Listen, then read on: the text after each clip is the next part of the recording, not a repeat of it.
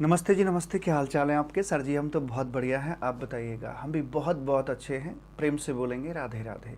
चले? Yes sir.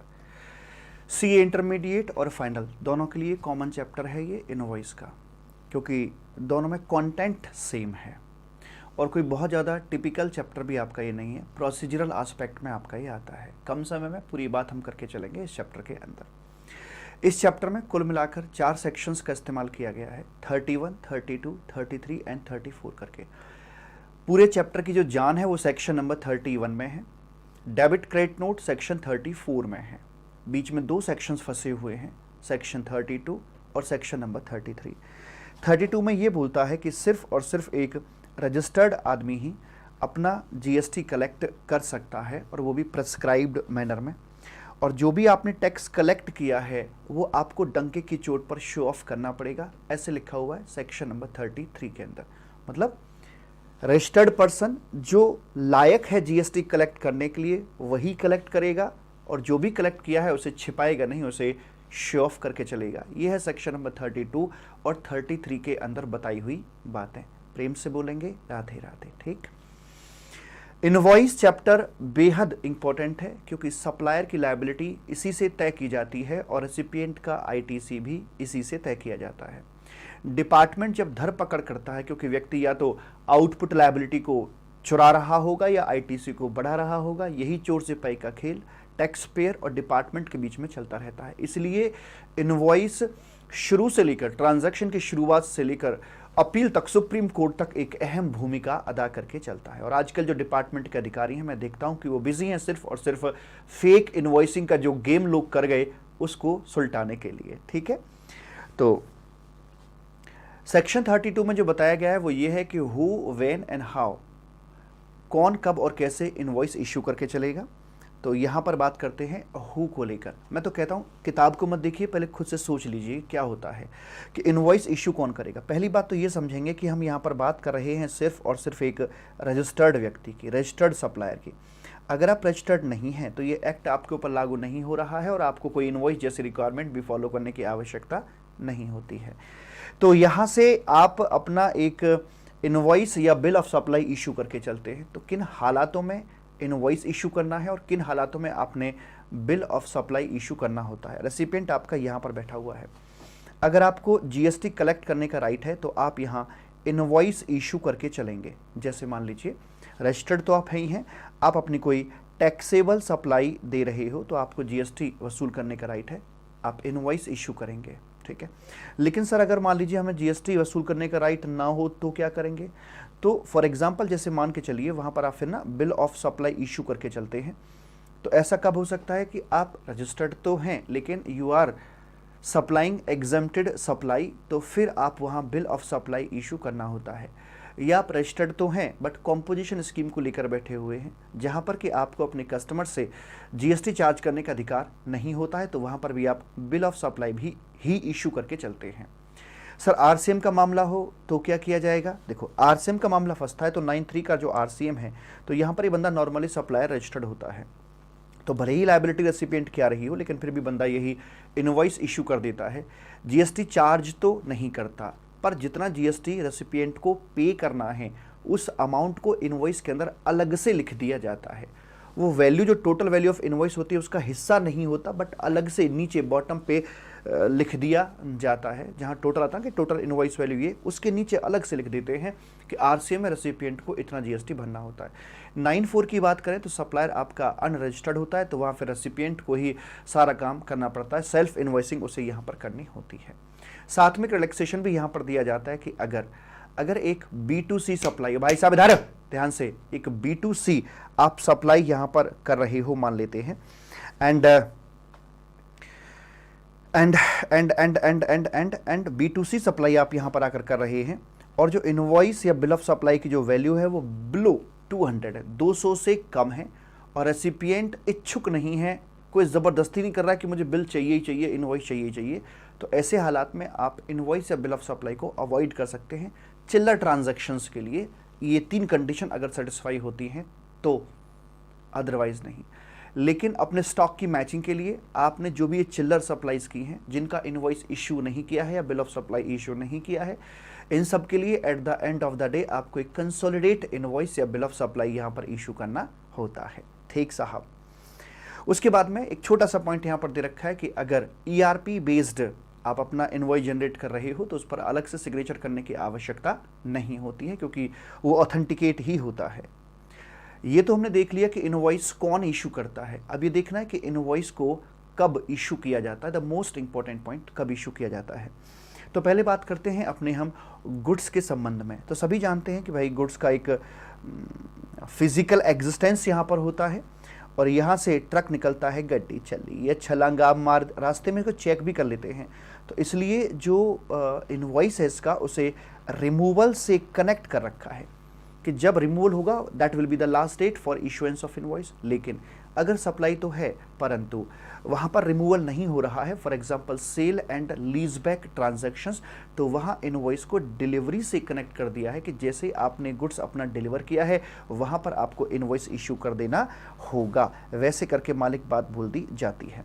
अगले point में बात करता है कि कंटिन्यूअस सप्लाई ऑफ गुड्स जब होता है, मैं भी अपना घर बना रहा हूँ तो घर बनाने के लिए जो सीमेंट है, सरिया है, बिजली का सामान है, केबल वगैरह है, वो सब आज पेंट का सामान है, रोज रोज सामान आता है, आज ये आ रहा, आज वो आ रहा है। अब रोज रोज तो पेमेंट में कर नहीं सकता और वो भी रोज रोज इन्वॉइसिंग की बात नहीं करके चलेगा। तो ऐसे में क्या होता है कि वो सामान भेजता रहता है और मेरा उनसे एग्रीमेंट हो रखा है, भैया मंथली सेटलमेंट करके चलूँगा।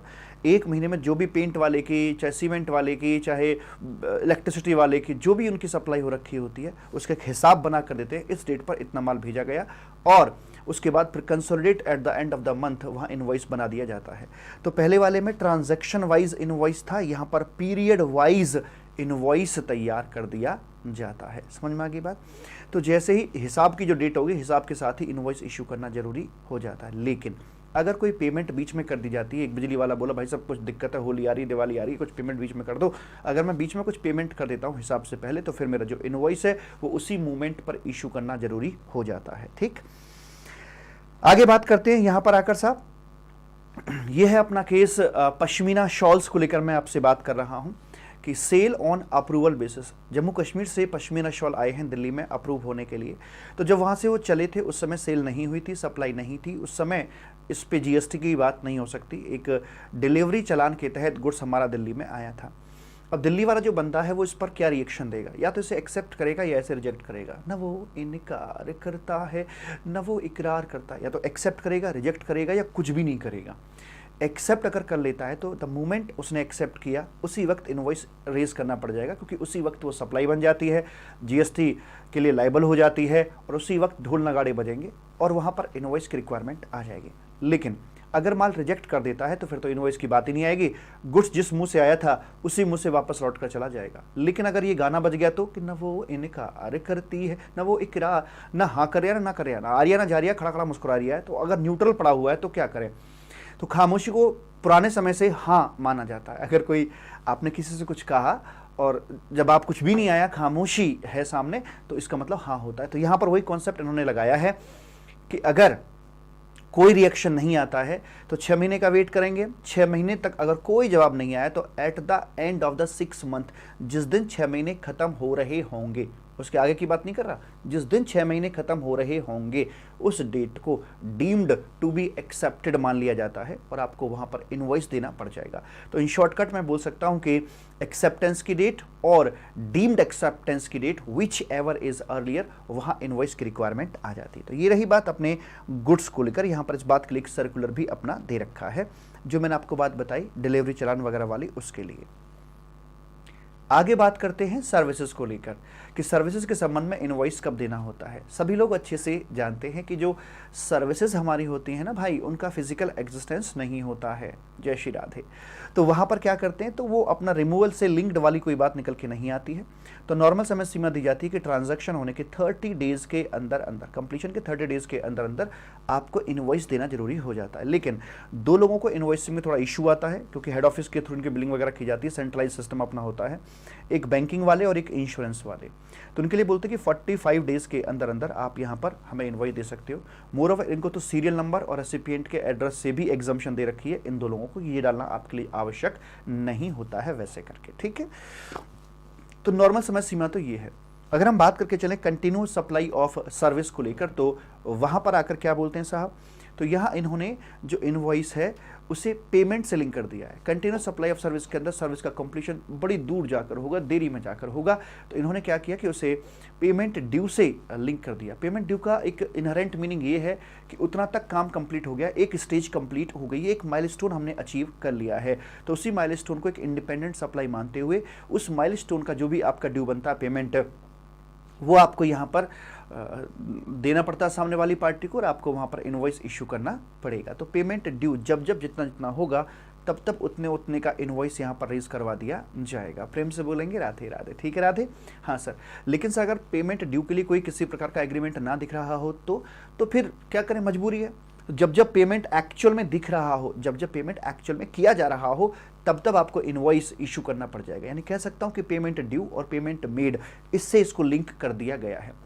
और तीसरे एक बात बोलिए, हालांकि बोलने की जरूरत तो थी नहीं, कि अगर आपका जो पेमेंट ड्यू होता है किसी माइलस्टोन से लिंक कर रखा है कि पहली छत पड़ गई 10% पैसा दूंगा, दूसरी छत पड़ गई 20% पैसा दूंगा, है ना, और ग्रिल लग गई तो इतना पैसा दूंगा, तो मतलब एक स्टेज वाइज आपका फिक्स कर रखा होता है। तो जब वो माइलस्टोन पूरा हो जाएगा तो वहीं पर आपका पेमेंट ड्यू होता है और वहीं आपको इनवॉइस की बात कर दी जाएगी। तो बेसिकली अगर देखा जाए तो ये वाला पॉइंट और ये वाला पॉइंट लगभग एक ही जैसा है। तो ये भी माइलस्टोन पर आकर बेसिकली एक ड्यू डेट ही आपकी जन्म लेती है। तो ये वाली बात तो आपकी यहाँ पर भी आ गई थी। तो मोटी मोटी बात यह है कि ड्यू डेट और payment made as the case में भी पहली जो प्राथमिकता देंगे, पहली पसंद कमला पसंद में पेमेंट ड्यू डेट है, वो ना हो तो पेमेंट मेड की डेट को पकड़ लिया जाएगा और उसी के साथ में आपका इनवॉइस भी लिंक कर दिया गया है मेरे कबूतर, ठीक है। Yes sir. इसमें एक और मामला निकल के आता है कि अगर सर्विस बीच में ही टूट जाती है, कि मान लीजिए आपकी पेमेंट स्टेज ये बनी हुई थी कि यहाँ था, यहाँ था, यहाँ था, ऐसे स्टेज बनी हुई थी, लेकिन भाग्य को में कुछ और ही लिखा हुआ था, यहीं पर काम खत्म हो जाता है। तो जितना भी कॉन्ट्रैक्ट टूट जाता है, तो यहाँ तक जितना भी काम खत्म हो गया है उसके लिए आपको यहाँ पर इनवॉइस रेज करना पड़ जाएगा। ड्यू डेट का भी हम वेट नहीं करके चलेंगे, क्योंकि ड्यू डेट कभी अब आएगी ही नहीं because of cancellation of the contract, वैसे करके मालिक बोल दिया जाता है। प्रेम से बोलेंगे राधे राधे, ठीक है जी। आगे बात करते हैं, यहाँ पर आकर हम लोग रिवाइज्ड, ये हाउ में तो अच्छे से जानते हैं कि गुड्स के केस में चूंकि एक कॉपी ट्रांसपोर्टर को भी देनी होती है तो 3 कॉपीज बनती हैं, और सर्विस के केस में चूंकि ट्रांसपोर्टर नहीं होता है तो वहाँ पर सिर्फ 2 कॉपी से ही हमारा काम चल जाता है, ठीक है जी। रिवाइज्ड इनवॉइस है, अगर एग्जाम में क्वेश्चन के लिहाज से देखो तो द मोस्ट इंपॉर्टेंट पॉइंट है आपका ये रिवाइज्ड इनवॉइस। चक्कर क्यों पड़ता, कैसे पड़ता, बात करते हैं। देखिए ऐसा होता है मेरे बच्चा कि एक व्यक्ति को मान लीजिए यहाँ पर रजिस्ट्रेशन के लायबल हो जाता है वो, और यहीं पर उसकी जीएसटी लायबिलिटी क्रिएट हो जाती है। 10-20 लाख यहाँ पूरे कर लिए, इसके 30 डेज़ के अंदर अंदर इस बंदे को अप्लाई फॉर करना पड़ता है रजिस्ट्रेशन के लिए, और अप्लाई फॉर करने के बाद फिर यहाँ पर मान लीजिए उसकी रजिस्ट्रेशन सर्टिफिकेट आ जाता है। अब इस पीरियड के अंदर वो जो भी अपनी सप्लाईज कर रहा है वो सप्लाई लायबल टू जीएसटी है, हाँ बिल्कुल है, पर चूंकि इसके पास यहाँ पर रजिस्ट्रेशन नंबर नहीं था, तो अगर इसने यहाँ पर कोई B2B अपनी सप्लाईज कर रखी हैं तो सामने वाली पार्टी को क्रेडिट अवेलेबल भला कैसे होगा, क्योंकि इनवॉइस के ऊपर इसका रजिस्ट्रेशन नंबर नहीं है। जीएसटी और 1 जब फाइल करते हैं तो रजिस्ट्रेशन नंबर भी दिखाना पड़ेगा ना, उसी से लिंक्ड होकर रेसिपिएंट को आईटीसी अवेलेबल हो पाता है। तो इसके लिए बोला गया कि अगर यहाँ पर ऐसी बात हो गई है तो this period is called pre RC period, registration certificate मिलने से पहले का पीरियड। तो इसके लिए आप जब आरसी आपको मिल गई है तो वहां से 1 महीने के अंदर अंदर, 1 मंथ के अंदर अंदर आप यहां पर आकर रिवाइज्ड इनवॉइस इश्यू कर सकते हैं। ऐसी वाली बात यहां पर बोल दी जाती है ऐसे करके। सर अगर रेसिपिएंट नया हो तो मान लीजिए मैंने नई कंपनी अपनी बनाई है, अभी कारोबार नहीं हुआ है पर जीएसटी के लिए अप्लाई फॉर कर रखा है, काम करना शुरू कर दिया है, वेंडर से मैं माल ले रहा हूं, लेकिन चूंकि मेरे पास रजिस्ट्रेशन नंबर नहीं है तो मैं उसका आईटीसी भला कैसे बुक करके चलूंगा, रजिस्ट्रेशन के लिए अप्लाई मैंने कर रखा है। जब मेरे पास आरसी आएगी तो मैं अपना रजिस्ट्रेशन नंबर उस सामने वाले सप्लायर को दे दूंगा कि भैया मेरे लिए रिवाइज्ड इनवॉइस आप इशू कर दीजिए, तो वो चीज़ भी यहाँ पर पॉसिबल हो जाती है, ठीक। तो सप्लायर नया हो, रेसिपिएंट नया हो, दोनों ही मामलों के अंदर रिवाइज्ड इनवॉइस का कॉन्सेप्ट काम कर जाता है जी। आगे बात करते हैं डेबिट नोट और क्रेडिट नोट। तो ये वाली बात तो मैं आपको डेफिनेशन चैप्टर के साथ ही बता चुका हूँ। डेबिट नोट होता है आपका मोटे करने की दवाई होती है, जहाँ भी जाते हैं मोटापा ही लेकर आते हैं, और जो क्रेडिट नोट होता है वो यहाँ पर पतला करने की दवाई मालिक होती है, ठीक है सर जी, कोई दिक्कत वाली बात नहीं है। तो यहाँ पर आकर वो कह रहे हैं कि देखिए अगर आपने यहाँ पर एक इनवॉइस इशू कर दिया है, आपने यहाँ पर एक इनवॉइस इशू कर दिया है और बाद में पता लगता है कुछ समय बाद कि आपने इनवॉइस कम वैल्यू का इनवॉइस किया, सिकड़ा हुआ इनवॉइस है, छोटा सा इनवॉइस है, उसको बढ़ाना है, तो बढ़ाने के लिए आप डेबिट नोट का इस्तेमाल करके चलते हैं। डेबिट नोट इशू किया जाता है और ये ऑलवेज एक सप्लायर ही इशू करके चलता है। इस डेबिट नोट के अंदर जो भी मुद्रा लिखी जाती है उससे आपका GSTR1 अपडेट होगा और आपकी लायबिलिटी बढ़ जाएगी और सामने वाले व्यक्ति का, रेसिपिएंट का यहाँ पर ITC भी बढ़ जाता है। इसके अपोजिट जो क्रेडिट नोट होता है कि अगर आपका जो इनवॉइस है किसी भी वजह से ज़्यादा वैल्यू को कट गया है, उसकी वैल्यू को सक करना है, डाउन लेकर आना है, नेगेटिविटी लेकर आनी है, तो सप्लायर ही यहाँ पर क्रेडिट नोट इशू करके चलेगा और क्रेडिट नोट के आधार पर जो सप्लायर है उसकी लायबिलिटी जो है वो रिड्यूस यहाँ पर करा दी जाएगी। एंड उसके बाद अगर हम बात करके चलें तो जो रेसिपिएंट आदमी है उसकी जो ITC है वो भी यहाँ पर बंद अपना करवा दिया जाएगा, वैसे करके बोल दिया जाता है जी। ठीक सर जी, कोई दिक्कत वाली बात नहीं है।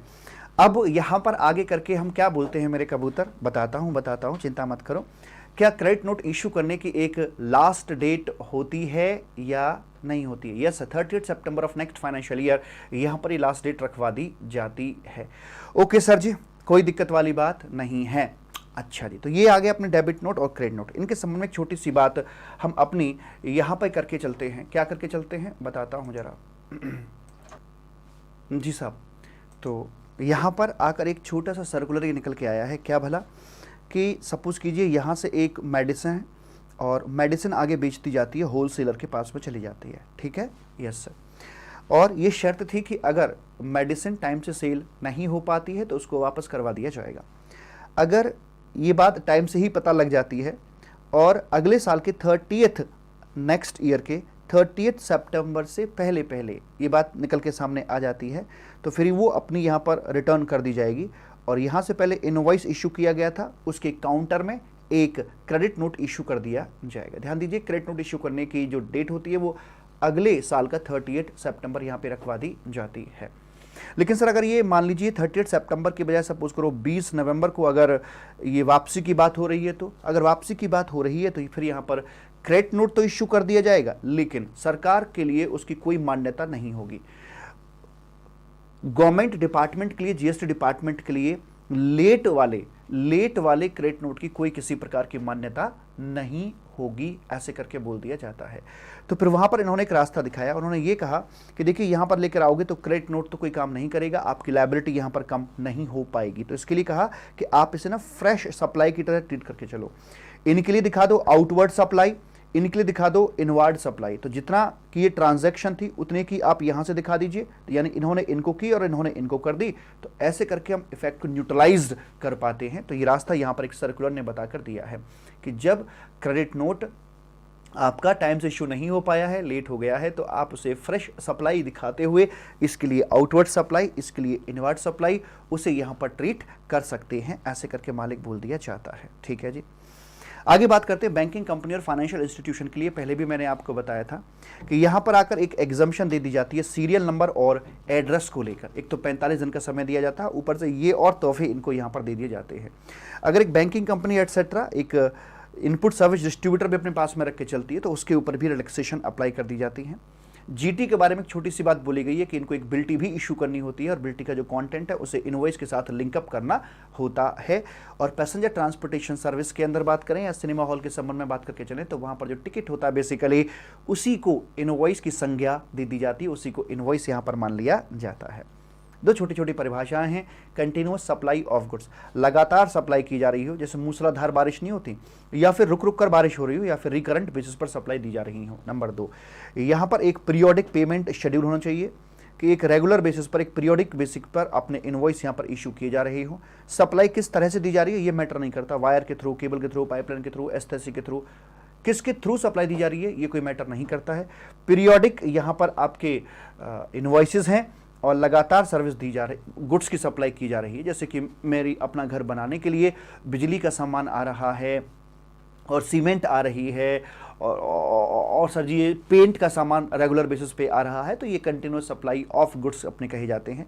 कंटिन्यूस सप्लाई ऑफ सर्विस किसके कह के चलेंगे? दो बातें तो कॉमन है ही हैं, कंटिन्यूस या रिकरेंट बेसिस पर की जा रही हो और जो लाइफ है उसकी वो 3 महीने से ज़्यादा की होनी चाहिए और पीरियोडिक पेमेंट ऑब्लिगेशंस यहाँ पर होने चाहिए। तो एक नई चीज़ यहाँ पर आकर ये बढ़ जाती है, अदरवाइज डेफिनेशन बिल्कुल सेम है जैसे कि कंटिन्यूस सप्लाई ऑफ गुड्स की यहाँ पर रखवाई जाती है। ठीक है, अच्छा जी। आगे बात करते हैं ई इनवॉइस के कॉन्सेप्ट को लेकर, क्या मामला है ये। देखिए आजकल चोरी चकारी बहुत ज़्यादा चल रही है जीएसटी को लेकर, और धड़ाधड़ नोटिस पे नोटिस, नोटिस पे नोटिस आए जा रहे हैं। सर जी आपके ऊपर आया क्या? हाँ मेरे ऊपर भी आया, क्यों नहीं आएगा, अच्छे अच्छे काम करेंगे तो। देखिए भाई मेरी बात समझो जरा, देखो ये नोटिस वगैरह अगर मैं कहूँ कि मुझे नोटिस नहीं आते हैं तो ऐसा नहीं है भाई। अब भरे आप ठीक से टैक्स भरो, लेकिन नोटिस तो आएगा, रिचुअल है वो एक तरीके से, नोटिस तो आएगा, आपको जवाब देना पड़ेगा। और तो क्या कर सकते हैं, ठीक है। तो नोटिस नहीं आएंगे तो फिर सीए का काम कैसे चलेगा भाई? तो सीए का भी तो अपना काम चलना चाहिए ना, तो नोटिस वोटिस का सिलसिला चलते रहना चाहिए। तो इनवॉइसिंग की यहाँ पर हम बात करके चल रहे हैं। तो सरकार चोरी को रोकने के लिए अलग अलग समय पर बड़े बड़े कॉन्सेप्ट लेकर आती है। ई वे बिल कॉन्सेप्ट लेकर आए, लेकिन उसकी अपनी मर्यादा है। वो सिर्फ गुड्स के लिए ही काम करेगा, और वो भी 50,000 तक के जो गुड्स हैं, उससे ऊपर के हैं, उन्हीं के लिए वो काम करके चलेगा। छोटी ट्रांजैक्शन है, काम नहीं करेगा। सर्विस के लिए काम नहीं करके चलेगा, तो उसकी अपनी कुछ मजबूरियां हैं। सरकार यहाँ पर आधार ऑथेंटिकेशन कॉन्सेप्ट लेकर आई, लोगों की पहचान करने के लिए। पेनल्टी प्रोविजंस को अच्छा खासा बनाया कि भाई जो लोग माली नौकर वगैरह के नाम पर अपना काम करते हैं और खुद पर्दे के पीछे छिपे बैठे रहते हैं, तो उनको भी पकड़ने का यहाँ पर प्रयास किया गया है ना।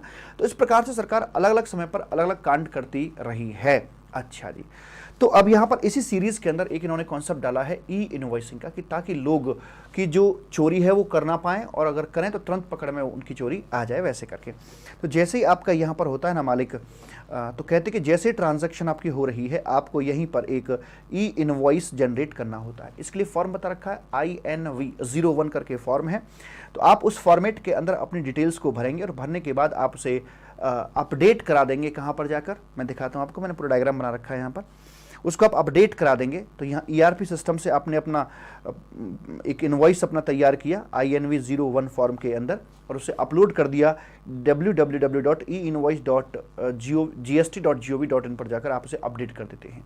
जैसे ही वो फाइल आपकी वहाँ पर जाकर अपडेट होती है ना मेरे बच्चा, यहाँ ई इनवॉइस की वेबसाइट पर जाकर अपडेट होती है, तो वहाँ से क्या होता है, इट जस्ट लाइक दैट कि आप PDF से वर्ड फाइल ऑनलाइन कन्वर्ट कर दे। तो PDF फाइल को आप अपलोड करते हैं, तो आपके पास यहाँ डाउनलोड कर सकते हैं, या आ जाती है आपके पास में वर्ड फाइल। तो ये भी उसी पैटर्न पे काम करता है कि आपका ये INV01 यहाँ पर पहुँचता है। ये इसमें से रेलिवेंट इन्फॉर्मेशन को एक्सट्रैक्ट कर लेता है, जो भी इसमें इन्फॉर्मेशन होती हैं, फिर एक QR कोड लगाएगा और इनवॉइस रेफरेंस नंबर 64 डिजिट का उस पर डालेगा, और उसको आपको यहाँ वापस कर देगा। तो आपके लिए तो ये हो गया कि हाँ भाई ठीक है, ऑथेंटिकेट हो गया कि आपने इसको जानकारी दे दी। QR कोड आपके पास में आया है, ट्रांसपोर्टर QR कोड अपना मोबाइल के अंदर लिख के जा सकता है, हार्ड कॉपी रखने की कोई आवश्यकता नहीं होती है। और यहाँ से जो इन्फॉर्मेशन है मेन वेबसाइट gst.gov.in पर जाएगी। तो gst.gov.in पर जाएगी, तो वहाँ से सप्लायर की लायबिलिटी बढ़ जाएगी। रेसिपिएंट अपनी किताबों के अंदर ITC बुक कर सकता है, और यहाँ से जो इन्फॉर्मेशन है वो अपनी ई वे बिल की जो वेबसाइट है वहाँ पर भी चली जाती है। तो अगर आपने इस इनवॉइस के अंदर ट्रांसपोर्टर की डिटेल भी डाल रखी है, तो आपका पूरा का पूरा ई वे बिल ऑटोमेटिकली यहाँ पर तैयार करवा दिया जाएगा। यानी कि पूरी की पूरी प्रोसेस एक ऑटोमेटेड प्रोसेस है, और जैसे ट्रांजैक्शन हुई तुरंत आपसे ई इनवॉइस यहाँ पर ले लिया जाता है, ताकि अब रिटर्न फाइल करने में चूंकि समय होता है, GSTR 1 फाइल करने में समय होता है, तो आपके दिमाग में कोई घोड़े ना दौड़ाएं। क्योंकि नॉर्मली लोग क्या करके चलते हैं कि इनवॉइस तो इशू कर दिया है, गाड़ी चेक हुई तो फिर तो कोई दिक्कत ही नहीं चेक हुई तो इनवॉइस कैंसिल किया और बात खत्म, कच्चे माल हो गया। तो कह रहे कि नहीं, आप यही बताओ, गड्डी के साथ ही बता दो भाई कि क्या मामला यहाँ पर निकल के आ रहा है। तो एडवांस में ही इन्फॉर्मेशन ली जा रही है, ताकि आगे मैनिपुलेशन का कोई किसी प्रकार का स्कोप ना रह जाए। तो तमाम प्रकार की बातें यहाँ पर बहुत अच्छे तरीके से मैंने बता रखी है मालिक, कि डिटेल गई, QR कोड जनरेट हुआ, और 64 डिजिट का इनवॉइस रेफरेंस नंबर जनरेट हुआ, यहाँ से इन्फॉर्मेशन आपको वापस आई, gst.gov.in पर गई, ई वे बिल की वेबसाइट पर गई, तमाम प्रकार की बातें यहाँ पर हो जाती हैं। ये डाटा जो है PDF फाइल यहाँ पर लौट के आ जाती है। आप ट्रांसपोर्टर को PDF फाइल दीजिए या QR कोड दे दीजिए, चलेगा, कोई दिक्कत वाली बात नहीं होती है। अब सबसे अहम बात यह है कि ये जो ई इनवॉइसिंग की बातें हैं किसके ऊपर लागू होती हैं, तो मैं बताना चाहूँगा आपको कि जिन व्यक्तियों का जो कारोबार है वो अपना, भाई साहब भगवान झूठ ना बुलाए, 50 करोड़ को एक्सीड कर जाता है, 50 करोड़ को एक्सीड कर जाता है, तो प्रीसीडिंग फाइनेंशियल ईयर में, तो उनके लिए ई इनवॉइसिंग की रिक्वायरमेंट आ जाती है। मैंने आपको बताया था कि ये लिमिट घटती ही जा रही है, पहले 500 थी, फिर 100 हुई, अब 50 है। और जिन बच्चों का एग्ज़ाम, अगर नवंबर वाला कोई बच्चा देख रहा है, ऐसे नवंबर 22 वाला बच्चा ऐसे कोई देख रहा है, तो उसके लिए लिमिट कर दी गई है यहाँ पर 20 करोड़। और जी, नवंबर 22 के हिसाब से देखा जाए तो 20 करोड़ है, और मई 22 के हिसाब से देखा जाए तो 50 करोड़ की लिमिट यहाँ पर बता रखी है। ठीक है जी। इस लिमिट में आने के बावजूद भी कुछ लोगों पर ये रिक्वायरमेंट लागू नहीं होती है। किस किस के ऊपर? ये जो खुशनसीब लोग हैं ये हैं आपके big PCO of government SEZ. Big PCO of government SEZ, B का मतलब है बैंकिंग और इंश्योरेंस कंपनी। इनको तो 30 दिन में इनवॉइस इश्यू ना हो रहा था, 45 दिन का समय दिया था, और आप इनसे ये कहो कि इंस्टेंट इनवॉइस इश्यू करो, इनके लिए पॉसिबल नहीं है। दैट्स वाई ई इनवॉइसिंग की रिक्वायरमेंट इनके ऊपर लागू नहीं होती है। जी मतलब गुड्स ट्रांसपोर्ट एजेंसी, ये भी लड़खड़ाने वाला व्यक्ति है, इसको भी ई इनवॉइसिंग की आवश्यकता नहीं है। पी का मतलब क्या है और सी और ओ का मतलब? सर पी का मतलब हो गया पैसेंजर ट्रांसपोर्टेशन और सिनेमा हॉल, तो इनके लिए तो टिकट को ही इनवॉइस मान रहे थे, अलग से इनवॉइस की बात ही नहीं करी जा रही थी। तो इनके लिए भी बोल देगा ठीक है यार, तुम भी ई इनवॉइस के चक्कर से मुक्ति पाइए। ये ओइडार वाले हैं जो जबरदस्ती इनको पकड़ के हम लाए थे, इंडिया में आकर रजिस्ट्रेशन कराया था, उनके लिए अलग से ही नियम कानून है। ओइडार वाले जो इंडिया में आकर रजिस्ट्रेशन कराते हैं, जो अपनी जिनका रेसिपिएंट एक 10 साल का बच्चा है, एक नॉन टैक्सेबल ऑनलाइन रेसिपिएंट है, तो उन लोगों के लिए तो रजिस्ट्रेशन भी ऑल ओवर इंडिया के अंदर एक ही होता है, और उनको ये ई इनवॉइसिंग के चक्कर में नहीं आने की आवश्यकता होती है। गवर्नमेंट डिपार्टमेंट, अब पोस्ट ऑफिस है, क्या पोस्ट ऑफिस भी चोरी करेगा? सोचिए भाई, ये सारे जो फंडा बना रखे हैं चोरी को रोकने के लिए, चोरी ना हो, तो क्या गवर्नमेंट डिपार्टमेंट भी खुद चोरी करेंगे? नहीं करेंगे, तो इसलिए उनको भी यहाँ पर देने की आवश्यकता नहीं है। और SEZ, भाई इसमें तो SEZ में जाते ही भाई ये हो जाता है कि अब नो टैक्स एट ऑल, तो इनके लिए भी बोल रखा है कि भाई आपके लिए भी देने की आवश्यकता नहीं है। दूसरी बात, अगर ट्रांजैक्शन आपकी B2B है या फिर आपकी ट्रांजैक्शन एक्सपोर्ट वाली है, उन्हीं लोगों से हम बात करके चलेंगे। 50 करोड़ या 20 crore as the case may be, जैसा भी मामला बन रहा होगा। तो अगर आप इस रिक्वायरमेंट में आते हो और इस तरह की ट्रांजैक्शन करते हो तो आपको ई इनवॉइस देना है, लेकिन अगर आप इनमें से कोई एक हो तो आपको ई इनवॉइस की रिक्वायरमेंट में आने की आवश्यकता नहीं होती है। लेटेस्ट अमेंडमेंट ये वाली थी गवर्नमेंट डिपार्टमेंट की इस चैप्टर के अंदर। प्रेम से बोलेंगे राधे राधे। ठीक है राधे। यहाँ बेनिफिट बता रखे हैं मैंने, ई इनवॉइस के बेनिफिट्स क्या क्या होते हैं ऐसे करके, तो पूरा कॉन्सेप्ट ई इनवॉइसिंग का अपना यहाँ पर दे रखा है जी। ठीक साहब। उसके बाद में आता है डायनामिक QR कोड। अब हमने ये कहा कि भाई जो B2B है उसको तो कैच कर लिया आपके ई इनवॉइस ने, क्योंकि वहाँ पे रेसिपिएंट को क्रेडिट भी बुक करना होता है। लेकिन अगर ट्रांजैक्शन B2C हो तो क्या वहाँ पर ई इनवॉइसिंग की रिक्वायरमेंट को डालें या ना जी ना, वहाँ ई इनवॉइसिंग की रिक्वायरमेंट आपको डालने की बिल्कुल भी आवश्यकता नहीं है, क्योंकि रेसिपिएंट को ITC वगैरह भी नहीं मिल रहा, तो पूरा का पूरा जो ऑटोमेटेड सिस्टम है वो काम ठीक से नहीं कर पाएगा, आवश्यकता नहीं है। तो इस तरह की जो ट्रांजैक्शंस हैं उनकी वैलिडिटी को चेकआउट करने के लिए हमें क्या करना है, तो उन्होंने काम किया कि देखो जो इनवॉइस है ना उसे आप लिंक करके रखो विद द पेमेंट। इनवॉइस को पेमेंट के साथ लिंक यहाँ पे करवा दिया गया। अगर कोई दो चीज़ें होती हैं, अगर मैं इसको यहाँ पे ऐसे खड़ा करना चाहता हूँ, ये यहाँ पर खड़ा नहीं हो सकता, इसको खड़ा करना चाहूँ नहीं हो सकता, लेकिन अगर मैं इनको आपस में जोड़ के रखूँ तो पॉसिबिलिटीज़ हैं कि ये खड़े ठीक से हो सकते हैं। हालांकि इस केस में मुझसे खड़ा नहीं हो पा रहा है ये, पर मैंने कर दिखाया। यस, तो दोनों को जोड़ के रखा तो ये दोनों खड़े रहेंगे, जिससे कि हमें किसी भी ट्रांजैक्शन को ऑथेंटिकेट हम आसानी से कर सकते हैं। अब इसको जोड़ के रखने के लिए एक सबसे बेहतर और पहली पसंद जो बताया है वो है डायनामिक QR कोड के जरिए आप इसको जोड़ के रखेंगे। और अगर ये संभव नहीं है, जैसे मान लो कैश में पेमेंट किया जाए, भाई डायनामिक QR कोड तब होगा जब ऑनलाइन पेमेंट करके चलोगे आप QR कोड के थ्रू। अगर आप अदरवाइज तरीके से पेमेंट कर रहे हो या फिर कोई ई-कॉमर्स ऑपरेटर बीच में कलेक्टेड है, कोई मतलब एजेंसी के थ्रू कलेक्शन आपका होके आ रहा है, आप डायरेक्टली पार्टी के साथ इन्वॉल्व नहीं हो, तो किसी इस प्रकार के मामले में जहां पर कि आप डायनामिक QR कोड का कॉन्सेप्ट इस्तेमाल नहीं कर पा रहे हो, तो एनी अदर कोई और तरीका भी आप यहां पर इस्तेमाल कर सकते हैं। लेकिन हमारी जो रिक्वायरमेंट है वो ये, इनवॉइस और पेमेंट आपस में लिंक्ड अप होने चाहिए। तो इसी के लिए यानी एनी अदर को डिफाइन करने के लिए इन्होंने कि और क्या क्या सिचुएशंस बन सकती हैं, 2 सर्कुलर्स इशू किए हैं।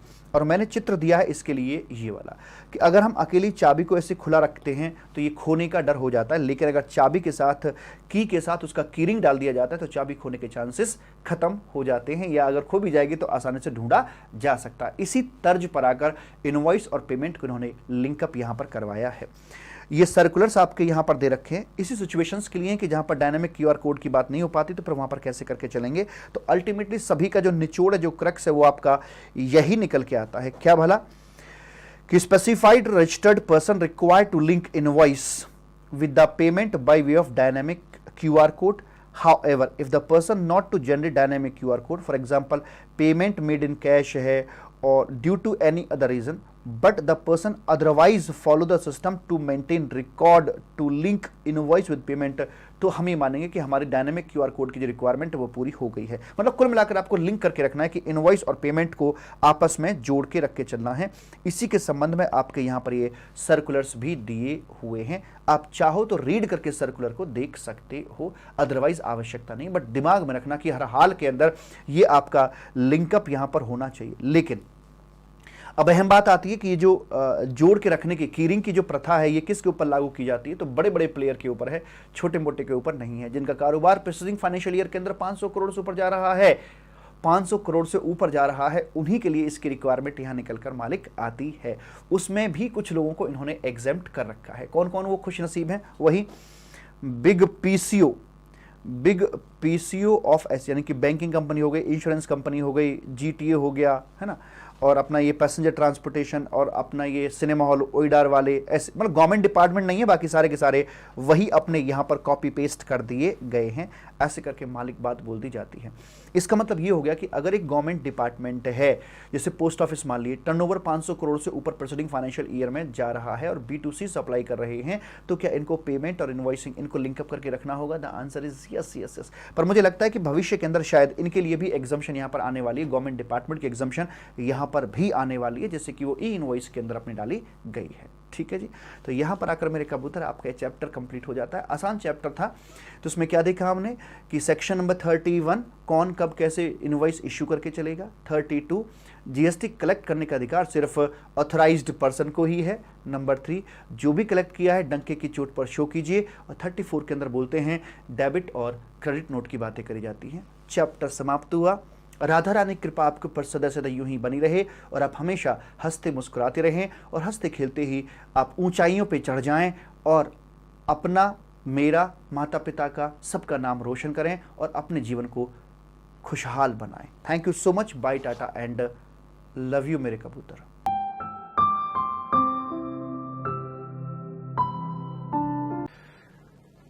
टाइम ऑफ सप्लाई वो क्रूशियल पॉइंट है, ट्रिगर पॉइंट है। आपने देखा वो था कौन सा था, वैसे करके कि यूं आता है, फिर ऐसे करता है, फिर ऐसे करता है, फिर ऐसे करता है, फिर ऐसे करता है।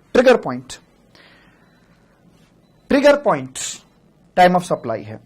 अब ये कहते हैं कि भाई साहब देखो, जो सप्लाई वाली घटना आपकी ये होती है ना, सप्लाई घटना ही महत्वपूर्ण घटना है, टैक्सेबल इवेंट है, इसी से आपका जो जीएसटी है वो लेवी करवाया जाता है। तो कॉन्सिक्वेंटली जो सप्लाई की डेट होगी या जो सप्लाई का जो डे होगा उसी को बोला जाएगा time of supply. Supply day को ही बोलते हैं टाइम ऑफ सप्लाई, है ना। अब बहुत सारे डे होते हैं, मदर्स डे, फादर्स डे और वैलेंटाइंस डे और पता नहीं कितने कितने डे होते हैं साहब। ऐसे एक होता है सप्लाई डे। आपको ढूंढना है कि सप्लाई डे कौन सा है, जौन सा डे सप्लाई डे बनेगा वही वाले डे को हम टाइम ऑफ सप्लाई बना देंगे। और टाइम ऑफ सप्लाई जिस महीने में आपका अराइज हो जाता है उस महीने के अगले महीने की 20 तारीख को आपको जीएसटी का पेमेंट करना पड़ जाता है। प्रेम से बोलेंगे राधे राधे। ठीक है जी, लेकिन यही तो जानना मुश्किल होता है।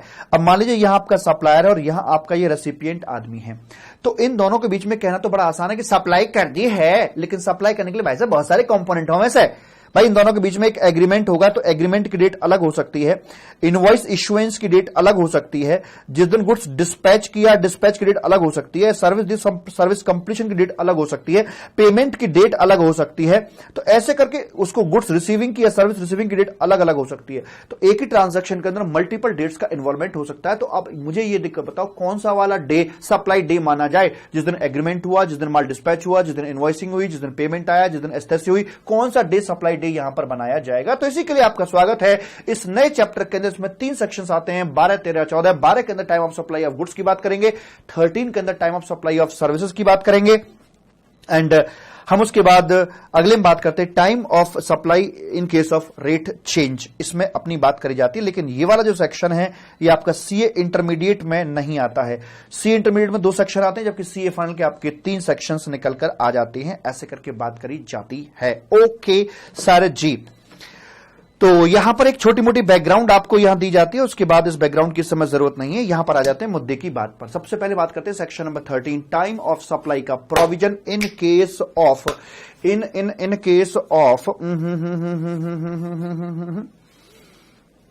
Case of service. तो जनरल प्रोविजन क्या कहता है कि भाई साहब फर्स्ट ऑफ ऑल ध्यान दीजिएगा, इनवॉइस डेट को अपने साथ रखिए। अगर इनवॉइस टाइम से आता है तो इनवॉइस टाइम से आने का मतलब, अभी हम इनवॉइस का चैप्टर कंप्लीट करके आ रहे हैं, अगर इनवॉइस इश्यूएंस की जो लास्ट डेट है, अगर वो लास्ट डेट तक इश्यू कर दिया जाता है तो इनवॉइस को पकड़िए, और अगर इनवॉइस लास्ट डेट तक नहीं आ रहा है तो उसको रिप्लेस कर दीजिए with the completion date.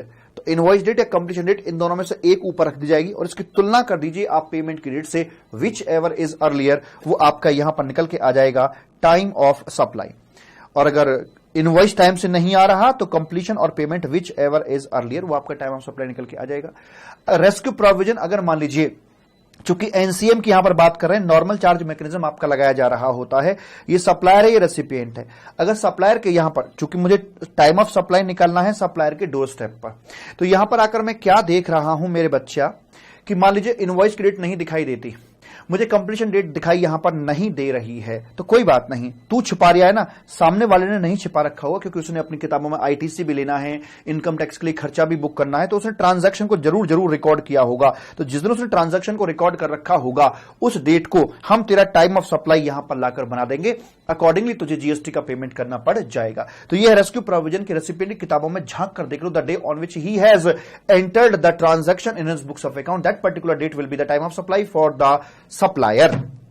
Okay sir, revision video so long due to portal knowledge. हाँ अच्छा, वो पोर्टल की वजह से हो गया, तो चलो मैं पोर्टल का इस्तेमाल नहीं करूंगा रिवीजन वीडियो के अंदर, I will not use the portal in revision videos, ठीक है। तो उसके बाद में आगे आता है, यहां पर एक चिल्लर कॉन्सेप्ट आपका निकल के आता है। ये चिल्लर कॉन्सेप्ट क्या है कि अगर किसी व्यक्ति को इनवॉइस से ज्यादा कुछ पैसा मिल जाता है, कुछ एक्सेस अमाउंट मिल जाता है, जैसे कि मैं आपको समझाना चाहता हूं यहां पर आकर, कि सपोज करो ये अपना जनवरी का महीना है और यहां भाई साहब आपका महीना आता है फरवरी का, ठीक है। तो एयरटेल की बात कर लेते, तो एयरटेल ने एक बिल इश्यू किया था मालिक यहां पर सपोज 1000 रुपए का, लेकिन सामने वाले व्यक्ति ने पेमेंट कर दी इसके लिए 1100 रुपए या 950 का किया था, 950 रुपए का इन्होंने यहां पर किया था, और लेकिन सामने वाले व्यक्ति ने पूरे मान लीजिए 1000 रुपए की यहां पर पेमेंट कर दी है। तो कितना पैसा एक्सेस में दे दिया है, एक्सेस में आगे 50 रुपए। अगले महीने क्या करेगा, मान लीजिए बिल जो आया वो अभी भी 950 का है, पर चूंकि बंदा पेमेंट 50 रुपए पहले कर चुका था, इस बार बंदा जो पेमेंट करेगा वो 50 रुपए कम की करके चलेगा, वो यहां पर 900 रुपए की पेमेंट ही करके चलेगा, क्योंकि इतना पैसा वो कम देकर चलेगा, राइट, यस सर। अब यहां पर आकर आपका टाइम ऑफ सप्लाई कैसे निकाला जाएगा मैं आपको बताना चाहता हूं। वो ऐसे करके मालिक कि देखो, जितने का आपने बिल रेज कर दिया तो 950 का तो टाइम ऑफ सप्लाई आपका यहीं पर आना ही आना है।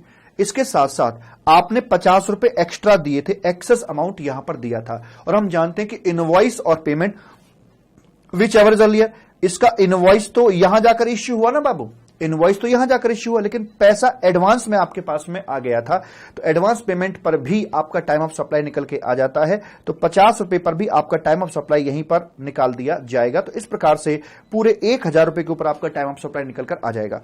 अगले महीने क्या करोगे, अगले महीने जो टाइम ऑफ सप्लाई निकल के आएगा, तो चूंकि 950 का आपका अमाउंट बिल का था, बट इसमें से जो 50 रुपए पहले ही आपके टैक्सेबल हो चुके हैं, तो यहां पर आकर आपका 950 नहीं बल्कि 900 रुपए के ऊपर आपका टाइम ऑफ सप्लाई निकाला जाएगा। यह है नॉर्मल प्रोसीजर। अब यहां पर आकर क्या करना पड़ता है कि एयरटेल को बड़ी दिक्कत होती है, उसको पूरा एडजस्टमेंट दिखानी पड़ती है। किसी के 2 रुपए फालतू आगे, अगर मान लीजिए आपका 998 रुपए का बिल आता है तो आप 1000 रुपए का पेमेंट कर देते हैं, किसी के 2 रुपए एक्स्ट्रा है, किसी के 4 रुपए, किसी के 6 रुपए, किसी के 10 रुपए, उस पूरी चिल्लर का हिसाब रखना पड़ता है। कितनी चिल्लर एक्स्ट्रा में आई उस पर अभी जीएसटी भरो, फिर अगले महीने उतने पे कम भरो, ये खिचड़ी वाला काम हो जाता है। तो सरकार ने एक सहूलियत दी, एक ऑप्शन दिया कि आप चाहो तो ऐसा भी कर सकते हो। कैसा भला, कि आप इस चिल्लर को ना इग्नोर कर दो। आपके लिए ऑप्शनल ये है कि इग्नोर कर दीजिए आप इस चिल्लर को। अगर मैं मान के चलता हूं कि मेरे पास एक्स्ट्रा अमाउंट आया ही नहीं, तो मेरा टाइम ऑफ सप्लाई 950 का ही निकाला जाएगा। अगर मैं मानता हूं कि मेरे पास आया ही नहीं, मेरे पास 50 रुपए एक्स्ट्रा आए ही नहीं तो मेरा टाइम ऑफ सप्लाई 950 का आएगा। और अगर मैं मान के चल रहा हूं कि मेरे पास आया ही नहीं तो फिर आगे एडजस्टमेंट की बात भी नहीं होगी, अगले महीने मेरा टाइम ऑफ सप्लाई 950 पे ही निकल के आएगा। अदरवाइज गवर्नमेंट को कोई दिक्कत वाली बात नहीं है। पहले वाले केस के अंदर यहां 1000 और 900 1900 पर सरकार को जीएसटी मिला था और अभी भी सरकार को जीएसटी 1900 पे मिलेगा। लेकिन एयरटेल के लिए बड़ा सुविधाजनक हो गया कि अगर इस ऑप्शन के तहत जितने भी इनवॉइस इश्यू किए होंगे इररिस्पेक्टिव ऑफ पेमेंट, किसका पेमेंट कम किसका ज्यादा आया है, वो इनवॉइस की कैलकुलेशन करेगा, टोटल मारेगा और इकट्ठा अपना जीएसटी का पेमेंट कर देगा। लेकिन चिल्लर की परिभाषा है एक्सेस। मेरे क्वेश्चन के अंदर 50 रुपए एक्सेस आए हैं, लेकिन एक्सेस का मीनिंग क्या है अल्टीमेटली, कहां तक ये प्रोविजन काम करेगा, कहां तक एक ऑप्शन काम करेगा। अगर आपका एक्सेस अमाउंट 1000 रुपए तक का आया है, अगर ये 1000 रुपए तक का एक्सेस अमाउंट आया है ना मालिक, तो ये प्रोविजन आपका काम करके चलेगा। क्या बोलते हैं भला, यहां पर आकर इसके बारे में लिखा हुआ है, एक्सेस के बारे में ये पूरा प्रोविजन लिखा है कि अगर 1000 रुपए तक एक्स्ट्रा अमाउंट मिलता है तो आप सप्लायर की इच्छा पर उसको इग्नोर किया जा सकता है। मुझे बताइए बात पकड़ में आई या नहीं आई। उसके बाद रिवर्स चार्ज की बात करते हैं। रिवर्स चार्ज के अंदर यहां पर सप्लायर होता है, यहां पर आपका रेसिपिएंट आदमी होता है मालिक। अब चूंकि रिवर्स चार्ज लग रहा है तो जीएसटी इस बंदे को भरना होगा, इसको भरना होगा, तो ऑब्वियस सी बात है टाइम ऑफ सप्लाई इसी के डोर स्टेप पर निकाला जाएगा। अब इसका टाइम ऑफ सप्लाई निकालने के लिए क्या मैं यहां पर पेमेंट को बेस बनाऊंगा ऐसी की तैसी, नहीं सॉरी, क्या मैं यहां पर इनवॉइस को बेस बनाऊंगा, नहीं ऐसे की तैसी। क्यों, क्योंकि इनवॉइस नाम की घटना इसके कंट्रोल में नहीं होती है और जो घटना इसके कंट्रोल में नहीं है, क्या उसको बेस बनाकर यहां पर टाइम ऑफ सप्लाई निकालना उचित होगा, बिल्कुल नहीं। दूसरा, क्या मैं यहां पर कंप्लीशन को बेस बना सकता हूं कि नहीं, ना जी ना, बिल्कुल नहीं, क्योंकि कंप्लीशन इसके हाथ में नहीं है, ये सप्लायर के हाथ में होता है कंप्लीशन। उसके बाद इसके हाथ में क्या है, इसके हाथ में पेमेंट की घटना है, तो पेमेंट ग्रेड को यहां पर टाइम ऑफ सप्लाई बना दिया जाएगा। लेकिन हो सकता है कि बंदा पेमेंट करे ही ना, अगर पेमेंट नहीं करता है तो उसके लिए एक टाइमर लगाया गया 61वें दिन का, 61वां दिन from invoice date whichever is earlier, जो दोनों में पहले होगा वहां पर आपका टाइम ऑफ सप्लाई निकाल दिया जाएगा। तो 61वां दिन जो भी आ रहा होगा, यानी 60 दिन बाद की डेट, दैट मीन 61वां दिन जो होगा वो यहां पर टाइम ऑफ सप्लाई बना दिया जाएगा, ऐसे करके बोल दिया जाता है। उसके बाद में यहां पर एक स्पेशल प्रोविजन आता है कि अगर मान लीजिए वैसे कुछ दिखाई नहीं दे रहा है, तो फिर अगर ऐसी पेमेंट वेमेंट को कुछ बात नहीं दिखाई दे रही है तो हम यहां पर जो बुकिश एंट्री की है उस दिन को यहां पर अपना कंसिडर करके चलेंगे। लेकिन स्पेशल केसेस में यह बोलता है कि अगर मान लीजिए एसोसिएटेड एंटरप्राइजेस का मामला है, पहली बात इंपोर्ट ऑफ सर्विस का मामला है, दूसरी बात और आरसीएम लग रहा है, एसोसिएट एंटरप्राइजेस हो, इंपोर्ट ऑफ सर्विस हो और आरसीएम हो। Sir ji import of service में तो ऑलवेज आरसीएम लगता है, ऐसी की तैसी। क्या आप मुझे बता सकते हैं, मैं 20 रुपए का पेटीएम दूंगा, उस बच्चे को 20 रुपए का पेटीएम दूंगा मैं अभी के अभी, जो मुझे यह बता देगा कि ऐसी कौन सी इंपोर्ट ऑफ सर्विस है जिस पर आरसीएम नहीं लगता है। देखते हैं कौन बता पाएगा, ऐसी कौन सी इंपोर्ट ऑफ सर्विस है जिस पर आरसीएम नहीं लगता। ये आज का क्वेश्चन है 20 रुपए का, और देखते हैं कि हमारा सबसे होनहार बच्चा यहां पर कौन सा है। बाबू मैं फिर से एक बार बता दूं, मैं आपकी क्वेरीज लूंगा, मैं ये सेशन कंप्लीट करने के बाद फिर से तुरंत एक बार लाइव होऊंगा, फिर से लाइव होऊंगा और तब आपकी क्वेरीज में लेकर चलूंगा, ठीक है ना, क्वेरी सेशन के नाम से। तो ऐसे करके यहां पर बोल दिया जाता है।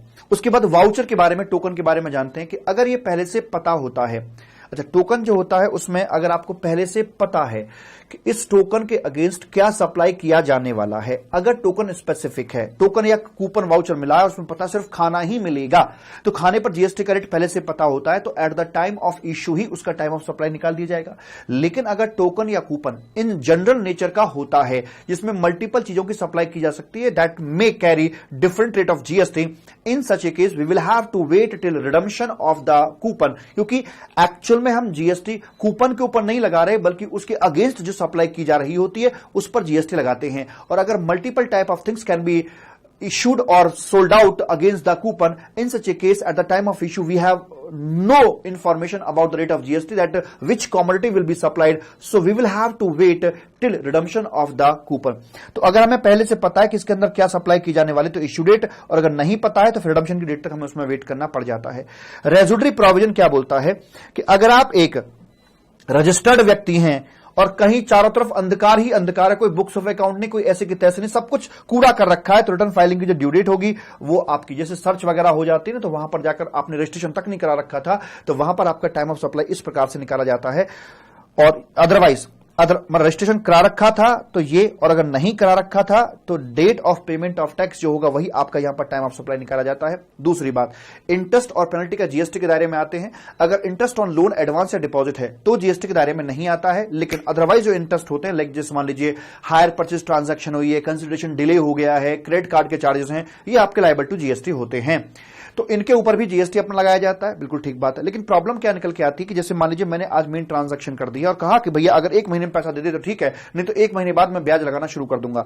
यहां सप्लाई हो गई, गुड्स के 18% की जीएसटी का गुड्स था आपका, बाद में आकर पेमेंट मिलती है, और पेमेंट मिलती है विद इंटरेस्ट, क्योंकि बंदे ने 1 महीने के अंदर पेमेंट नहीं किया था, तो 1 महीने बाद जब पेमेंट आई तो विद इंटरेस्ट आई, तो जो एक्स्ट्रा कॉम्पोनेंट आया इंटरेस्ट का, उसे कैसे अकाउंट फॉर करके चलोगे, क्योंकि आपने इनवॉइस तो अपनी गुड्स की वैल्यू का दिया था, बाद में इंटरेस्ट भी आ रहा, तो उसके लिए आपको डेबिट नोट इश्यू करना पड़ता है, और वो भी आपका जीएसटी के दायरे में आएगा।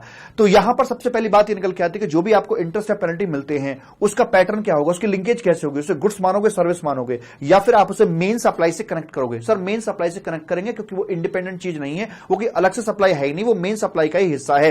तो जो मेन सप्लाई अगर गुड्स की थी तो उसे भी गुड्स के अगेंस्ट मान के चलेंगे, अगर मेन सप्लाई सर्विस की थी उसे भी सर्विस मान के चलेंगे, मेन सप्लाई पे जीएसटी रेट 18% था तो उस पर भी 18% लेके चलेंगे। ये सारे काम अकॉर्डिंगली हम करके चलेंगे। लेकिन जहां तक सवाल है टाइम ऑफ सप्लाई, तो टाइम ऑफ सप्लाई का मेन सप्लाई का लेके चलोगे। अगर मेन सप्लाई का टाइम ऑफ सप्लाई लेके चलते हैं तो दिक्कत वाला काम हो जाएगा, क्योंकि अगर मेन सप्लाई का टाइम ऑफ सप्लाई तो यही निकल आया था और ड्यू डेट यहां बन गई थी, इंटरेस्ट आया है बाद में, तो जो इंटरेस्ट के ऊपर जीएसटी बनेगा उसको पता लगा टाइम ऑफ सप्लाई पहले ही निकल चुका है, तो उसके ऊपर भी आपको ब्याज भरना पड़ जाएगा। तो इसलिए यहां पर बोला गया कि नहीं, सारे काम मेन सप्लाई के साथ ही लिंक किए जाएंगे। लेकिन जब हम लोग बात कर रहे होंगे इसमें बात कर रहे होंगे भला किस चीज की, टाइम ऑफ सप्लाई की, तो जिस दिन इंटरेस्ट या पेनल्टी का पैसा रिसीव हो रहा है उस पैसे को हम उसका टाइम ऑफ सप्लाई निकाल के चलेंगे। ध्यान दीजिएगा, बड़ी बात बोल रहा हूं, इंटरेस्ट पेनल्टी का पैसा अगर मिलता है, जो मिला, जितना पैसा मिला, जब मिला, उसका टाइम ऑफ सप्लाई वहां निकलेगा और उस पैसे को हम कम जीएसटी मानकर चलेंगे। whatever the amount that you have been received that will be considered as inclusive of GST। अगर नहीं मिला है पैसा, क्योंकि वो पेमेंट लिंक इसका टाइम ऑफ सप्लाई है, अगर इंटरेस्ट पेनल्टी का पैसा नहीं मिलता है या आप वेव ऑफ कर देते हैं तो उसका कोई जीएसटी भरने की जरूरत नहीं है। इस पर जीएसटी तभी आएगा जब वो पैसा आपको रिसीव होता है, जितना भी पैसा रिसीव होता है पूरा, with GST, without GST, whatever the amount you have received that will be considered as inclusive of GST and accordingly your GST liability will be calculated over it। Yes sir. तो ये वह बात हो गई आपके लिए सेक्शन नंबर 12 के अंदर। उसके बाद 13 के अंदर सर्विसेज की सेक्शन नंबर 12 आपके सामने यहां पर आ जाता है, ये इसी से कॉपी पेस्ट किया गया है। 12 के अंदर सबसे पहले हम बात करते हैं कि जो इनवॉइस वाली डेट होती है वही आपकी यहां पर टाइम ऑफ सप्लाई बना दी जाती है। पेमेंट के साथ इसका कोई लेना देना नहीं है, क्योंकि पुराने समय के अंदर सेंट्रल एक्साइज वैट के अंदर एडवांस पेमेंट पर कोई टैक्स नहीं भरना होता था, इसलिए आज की डेट में यहां पर भी अगर एडवांस पेमेंट आता तो उस पर आपको कोई किसी प्रकार का टैक्स भरने की जरूरत नहीं होगी वैसे करके। अच्छा जी, उसके बाद में अगर इनवॉइस टाइम से इश्यू होता है तो इनवॉइस क्रेडिट, अगर इनवॉइस टाइम से इश्यू नहीं होता है तो इनवॉइस इश्यू करने की जो लास्ट डेट होती है, अभी लास्ट डेट कौन सी होती है, रिमूवल की डेट, अगर रिमूवल नहीं तो डिलीवरी की डेट हो गई, कंटिन्यूस सप्लाई ऑफ सर्विस है तो स्टेटमेंट की डेट हो गई, अगर उससे पहले पेमेंट आता तो पेमेंट की डेट हो गई, है ना। अगर मान लीजिए आपका वो सेल ऑन अप्रूवल बेसिस का मामला था, जब आपका अप्रूव हुआ वहां पर, तो इनवॉइस इश्यू करने की जो लास्ट डेट होती है वो आपकी यहां पर टाइम ऑफ सप्लाई बना दी जाएगी। अगर इनवॉइस टाइम से इश्यू नहीं किया जाता है तो पेमेंट के साथ यहां पर कोई लिंकेज नहीं है, ये रिलैक्सेशन यहां पर एप्लीकेबल नहीं होगा, इसकी कोई रिलेवेंसी नहीं रहेगी, क्योंकि हम पेमेंट के साथ इसको लिंक करके ही नहीं चलते हैं, पेमेंट से इसका कोई वास्ता नहीं होता है। गुड्स के केस में पेमेंट से कोई वास्ता नहीं है, पेमेंट के साथ टाइम ऑफ सप्लाई का कोई लिंक नहीं होता है। रिवर्स चार्ज के अंदर भी सेम प्रोविजन है, दो चीज बदल गई है। एक, चूंकि गुड्स का फिजिकल एग्जिस्टेंस होता है तो इसलिए एक नई चीज यहां पर ये ऐड हो गई कि भाई, और दूसरा जो 61 दिन थे उसकी बजाय यहां पर 31 दिन आ गए हैं, तो पेमेंट डेट और 31वां दिन, क्योंकि रेसिपिएंट के एंड पर हम निकाल रहे हैं टाइम ऑफ सप्लाई, तो 31वां दिन पेमेंट की डेट और goods receiving date whichever is earliest, जो तीनों में पहले हो वो यहां पर टाइम ऑफ सप्लाई बना दिया जाता है। उसके बाद ये आपका रेस्क्यू प्रोविजन यहां पर आता है। बाकी तीनों के तीनों प्रोविजन आपके ज्यों की त्यों हैं, जैसे कि आपके सर्विस सेक्टर में थे वैसे के वैसे ही आपके यहां पर दिए हुए हैं। तो सीए इंटरमीडिएट के लिए बात यहीं पर कंप्लीट हो जाती है।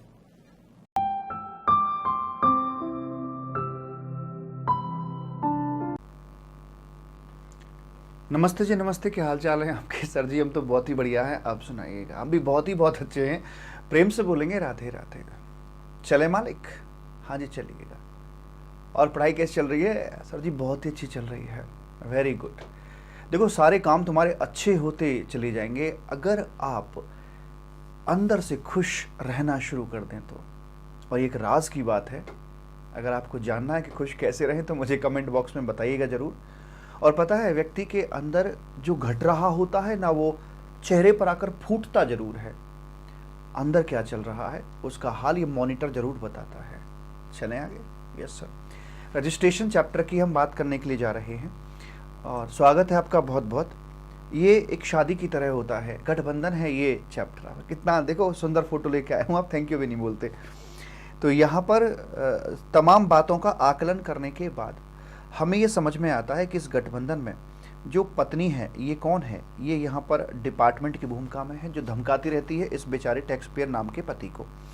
तो ये है यहाँ पर आपका साहिब टैक्स पेयर, और ये रजिस्ट्रेशन है एक प्रकार का गठबंधन। तो यहाँ पर हमारे सामने कुल मिलाकर 9 सेक्शंस आते हैं। कौन कौन से सर? 22वां और एक 23वां आता है और 24वां आता है। ये 3 सेक्शंस हमें ये बताते हैं कि किसको रजिस्ट्रेशन करवाना है और किसको रजिस्ट्रेशन नहीं करवाना है। फिर आते हैं 25वां, 26वां और 27वां सेक्शन। सर इनमें क्या आता है कबूतर? इनमें आता है PDC। P मतलब आपका जो ये प्रोसीजर है उसे बताया जाता है। D मतलब डीम्ड रजिस्ट्रेशन, अर्थात कि आपको ऐसा नहीं कि सेंटर लेवल पे अलग करवाना पड़ेगा, स्टेट पे अलग करवाना पड़ेगा, एक ही रजिस्ट्रेशन दोनों सरकारों के लिए काम करेगा। C का मतलब है कैजुअल टैक्सेबल पर्सन और नॉन रेजिडेंट टैक्सेबल पर्सन, जो बंजारे लोग होते हैं जिनकी कॉन्ट्रैक्ट मैरिज होती है, टाइम लिमिट के साथ की जाती है। जो रेगुलर शादी होती है उस पर ये तो लिखा होता है कि शादी इफेक्टिव कब से है, रजिस्ट्रेशन इफेक्टिव कब से है, ये लिखा होता है रजिस्ट्रेशन सर्टिफिकेट पर उस पर उसकी एक्सपायरी डेट वाले कॉलम को नहीं भरा जाता, वो ब्लैंक रहता है, मरते दम तक चलता है। लेकिन जो कैजुअल टैक्सेबल पर्सन या नॉन रेजिडेंट टैक्सेबल पर्सन होते हैं, इनको जो रजिस्ट्रेशन सर्टिफिकेट मिलता है उस पर इस RC की एक्सपायरी डेट भी लिखी हुई होती है कि this RC will be valid for so and so days. यहाँ से यहाँ तक आपकी वैलिड रहेगी। मैक्सिमम टू मैक्सिमम इसमें आपको इनिशियली 90 डेज और एक्सटेंशन के बाद कुल मिलाकर 180 दिन तक ये एग्जिस्टेंस में रह सकती है। मोटा मोटी अगर बात करें तो 6 महीने तक, 181वें दिन तक ये वैलिड नहीं हो सकती है। अगर आप ऐसी एग्जीबिशन या किसी मेले में पार्टिसिपेट कर रहे हैं जिसकी लाइफ मोर देन 180 डेज है, यानी कि आपको दूसरे स्टेट में आकर 180 दिन से ज़्यादा का व्यापार करना है, तो please don't go for casual taxable person या NRT पे, आपको रेगुलर रजिस्ट्रेशन यहाँ पर लेना पड़ जाएगा। और प्रेम से बोलेंगे राधे राधे। ठीक राधे? हाँ सर। उसके बाद में आते हैं फिर आपके 3 और सेक्शन आएंगे, एक 28वां आएगा, 29वां आएगा और 30वां आएगा। इनमें आते हैं आपके अमेंडमेंट, कैंसिलेशन और रिवोकेशन। अमेंडमेंट, और यहाँ पर आता है आपका ये कैंसिलेशन की जो RC है उसका कैंसिलेशन, बोले तो तलाक, और इसमें है पुनर्विवाह, रिवोकेशन। रिवोकेशन कहिए या इसे आप रीस्टोरेशन के नाम से भी जानते हैं, पुनर्विवाह। और ऐसे करके हम चैप्टर की हैप्पी एंडिंग करेंगे। किसको करवाना है, किसको नहीं करवाना है, कैसे करवाना है, कौन कौन से दस्तावेज चाहिए शादी के लिए, उनकी बात करके चलेंगे। क्या नाज और नखरे होते हैं शादी के बीच में, क्या अमेंडमेंट्स आ सकती हैं, टेम्परेरी होती है शादी या परमानेंट होती है, कैंसिल हो तलाक हुआ तो क्या होगा, पुनर्विवाह हुआ तो क्या होगा, वैसे करके बोला जाता है। चले आगे। Yes sir. तो ये जो 3 सेक्शन है 22वां, 23वां और 24वां, इनको तो मैं टैक्सेबल पर्सन नामक चैप्टर के अंदर आपको करवा चुका हूँ। हल्का सा याद दिलाता हूँ। सेक्शन सबसे पहले बात करते थे, वहाँ 3 स्टेप में मैंने अपनी बातों को डिवाइड किया था। स्टेप नंबर 1 था कि किन किन व्यक्तियों को रजिस्ट्रेशन नहीं करवाना, कौन कंवारे ही रहेंगे जीवन भर, जो कि एक्सक्लूसिवली एंगेज्ड हैं खेतीबाड़ी में, अगर वो इंडिविजुअल या फिर एक HUF के रूप में है तो। अगर एक्सक्लूसिवली RCM की सप्लाई करते हैं या एक्सक्लूसिवली एग्जेम्प्टेड में डील करते हैं तो ऐसे व्यक्तियों की शादी नहीं होगी, उनका रजिस्ट्रेशन नहीं होगा। अगर आप यहाँ फॉल नहीं करते हैं तो आगे चलिएगा। मैंडेटरी रजिस्ट्रेशन, जहाँ पर कोई लिमिट नहीं देखी जाती है, तो उसमें आते हैं आपके लाइक अगर आप interstate taxable supply of goods कर रहे हैं तो आप वहाँ पर मैंडेटरी रजिस्ट्रेशन में आएंगे। Casual taxable person, non resident taxable person हो गया आपका, ये सभी वहाँ पर आते हैं जी। लेकिन ध्यान दीजिएगा, जो सर्विस सेक्टर वाले हैं, चाहे वो इंटरस्टेट हो, चाहे सर्विस सेक्टर वाला ई-कॉमर्स ऑपरेटर के थ्रू रूट आउट कर रहा हो, थ्रेशोल्ड लिमिट के बाद ही उसका रजिस्ट्रेशन होता है। जबकि गुड्स की अगर आप बात करोगे तो अगर आप गुड्स में डील करते हो और ई कॉमर्स ऑपरेटर के थ्रू करते हो या इंटरस्टेट करते हो तो फिर आपके लिए मैंडेटरी रजिस्ट्रेशन वहाँ पर आकर हो जाता है। तो ऐसी वाली बातें वहाँ पर थी। फिर सेक्शन 22 आया था, उसमें एक तुलना थी कि if your aggregate turnover has been exceed to your applicable limits, तो आपको रजिस्ट्रेशन उन स्टेट के अंदर करवाना था, उन स्टेट में करवाना था जिन जिन से आप टैक्सेबल सप्लाई दे रहे हो, ऐसे करके था। और अगर आपका एग्रीगेट टर्नओवर एप्लीकेबल लिमिट को क्रॉस नहीं करता है तो मुबारका जी मुबारका, आपको किसी भी स्टेट में कोई भी रजिस्ट्रेशन जैसी चीज कराने की आवश्यकता नहीं है, आप बच गए। अब यहां पर जो एग्रीगेट टर्नओवर था उसमें क्या था कि तमाम प्रकार की जो आउटवर्ड सप्लाई है, आउटवर्ड है और सप्लाई है, उसको छोड़ेंगे नहीं, इसके अलावा बाकी किसी को छेड़ेंगे नहीं। ओके, इनवार्ड सप्लाई चाहे वो आरसीएम की ही क्यों ना हो, लेकिन वो आपका टर्नओवर नहीं है। अगर आपसे मैं पूछूं कि बताइए मेरा टर्नओवर कितना है, तो आपकी निगाह कहां पर होगी, मेरी सेल पर या मेरी परचेज पर? ऐसी परचेज पर क्यों होगी सर? सेल पर होगी। अब सेल मेरी जो चाहे एनसीएम की हो या आरसीएम की हो उस पर होगी ना। अब भले ही मेरी परचेज आरसीएम के अंदर हो पर वो मेरे टर्नओवर में काउंट नहीं की जाएगी। तो ऐसे ही यहां पर करते हैं। एप्लीकेबल लिमिट क्या होगी? मणिपुर, मिजोरम, नागालैंड, त्रिपुरा, 4 में से किसी एक से भी टैक्सेबल सप्लाई दे रहे हैं 10 लाख मिल जाएगी। 6 में से किसी एक स्टेट से टैक्सेबल सप्लाई दे रहे हो, यूपी, यूके भाई, अरुणाचल प्रदेश और उत्तराखंड और सिक्किम, मेघालय, तेलंगाना, पुडुचेरी, तेल की पूड़ी, तो ये 6 स्टेट आपके आते हैं। तो यहां पर लिमिट 20 लाख रहती है। बाकी स्टेट या यूटी में काम कर रहे हो तो कंडीशंस हैं। अगर सिर्फ और सिर्फ गुड्स में डील कर रहे हो, वो भी, ठहरो जरा, वो भी टिप को छोड़कर, टोबैको, आइसक्रीम, पान मसाला, इनको छोड़कर बाकी गुड्स में डील कर रहे हो बाकी स्टेट या यूटी से, तो भाई साहब सुनो, 40 लाख। लेकिन अगर सर सर्विस में डील कर रहे हैं तो 20 लाख, गुड्स प्लस सर्विस में डील कर रहे हैं तो 20 लाख। सिर्फ गुड्स वालों के लिए मिलेगी यहां पर 40 लाख रुपए की। ऐसा इसलिए किया गया था क्योंकि एक्साइज में 1.5 करोड़ की एग्जम्पशन मिलती थी। तो गुड्स सेक्टर वाले बहुत लंबे समय से ये कह रहे थे भाई साहब हमारी लिमिट को बढ़ाओ बढ़ाओ बढ़ाओ, 20 लाख से ज्यादा करो, 1 करोड़ कर दो। सरकार ने 1 करोड़ तो ना किया, 40 लाख ला के रोक दिया। तो बेसिकली उनका ऑब्जेक्टिव यही था कि गुड्स में डील करने वालों को थोड़ी सी ज्यादा एग्जम्पशन दे दी जाए, आप चाहे कैसे भी हैं। लेकिन ध्यान दीजिए, जैसे सर्विस की मिलावट होती है आपकी एग्जम्पशन जो एप्लीकेबल लिमिट है वो 20 लाख पर आ जाती है। पर एक सर्विस चलेगी मतलब इंटरेस्ट नामक सर्विस आप दे रहे हो, मतलब सर्विस का नाम तो है, एक्सटेंशन या ग्रांटिंग ऑफ लोन्स दूसरों को दे रहे हो, consideration in the form of interest आ रहा है, तो ये प्रकार की सर्विस है। हालांकि एग्जेम्प्ट है पर कोई बात नहीं, सर्विस तो है ना। तो गुड्स के साथ साथ अगर इंटरेस्ट नामक सर्विस आप दे रहे हो तो चलेगा, आपको लिमिट 40 लाख की ही मिल जाएगी। ऐसी बातें हमने सेक्शन 22, 23 और 24 के अंदर पढ़ी थी। चले बात करते हैं आगे की। तो ये सारी बात तो यहां पर हो गई, 40 लाख की लिमिट की बात हो गई। अगला पॉइंट आता है कि रजिस्ट्रेशन। अब यहां से अब ये बातें शुरू होती हैं। सेक्शन 25 के अंदर ये बातें आ जाती हैं। रजिस्ट्रेशन दरअसल कब करवाना होता है, तो इसके लिए हमारे पास 3 बातें निकल के आएंगी। नॉर्मली जिस दिन आप रजिस्ट्रेशन या जीएसटी भरने के लिए लाइबल होते हो, यानी कि सेक्शन 24 या सेक्शन 22 के दायरे में आ जाते हो। आजा मेरे राजा। तो राजा जिस दिन पकड़ में आ गया ना, वहां से 30 डेज के अंदर अंदर तो नाल भाई साहब रजिस्ट्रेशन के लिए अप्लाई करना होता है, नहीं तो फिर काफ़ी समस्याएं आ जाती हैं। जैसे कि पेनल्टीज लगना शुरू हो जाती है, या पहले रजिस्ट्रेशन से पहले कुछ स्टॉक वगैरह खरीदा होगा तो उसका बचे कुचे स्टॉक का क्रेडिट नहीं मिल पाएगा। अगर लेट से अप्लाई किया है तो रिवाइज्ड इनवॉइस इश्यू नहीं कर पाओगे। तो ये जो सुविधाएं हैं अच्छी अच्छी वाली, ये तभी मिलती है जब आप टाइम से रजिस्ट्रेशन करवा लेते हो। लेकिन ठहरो जरा, रुको, अभी इस बात के कुछ एक्सेप्शंस भी हैं।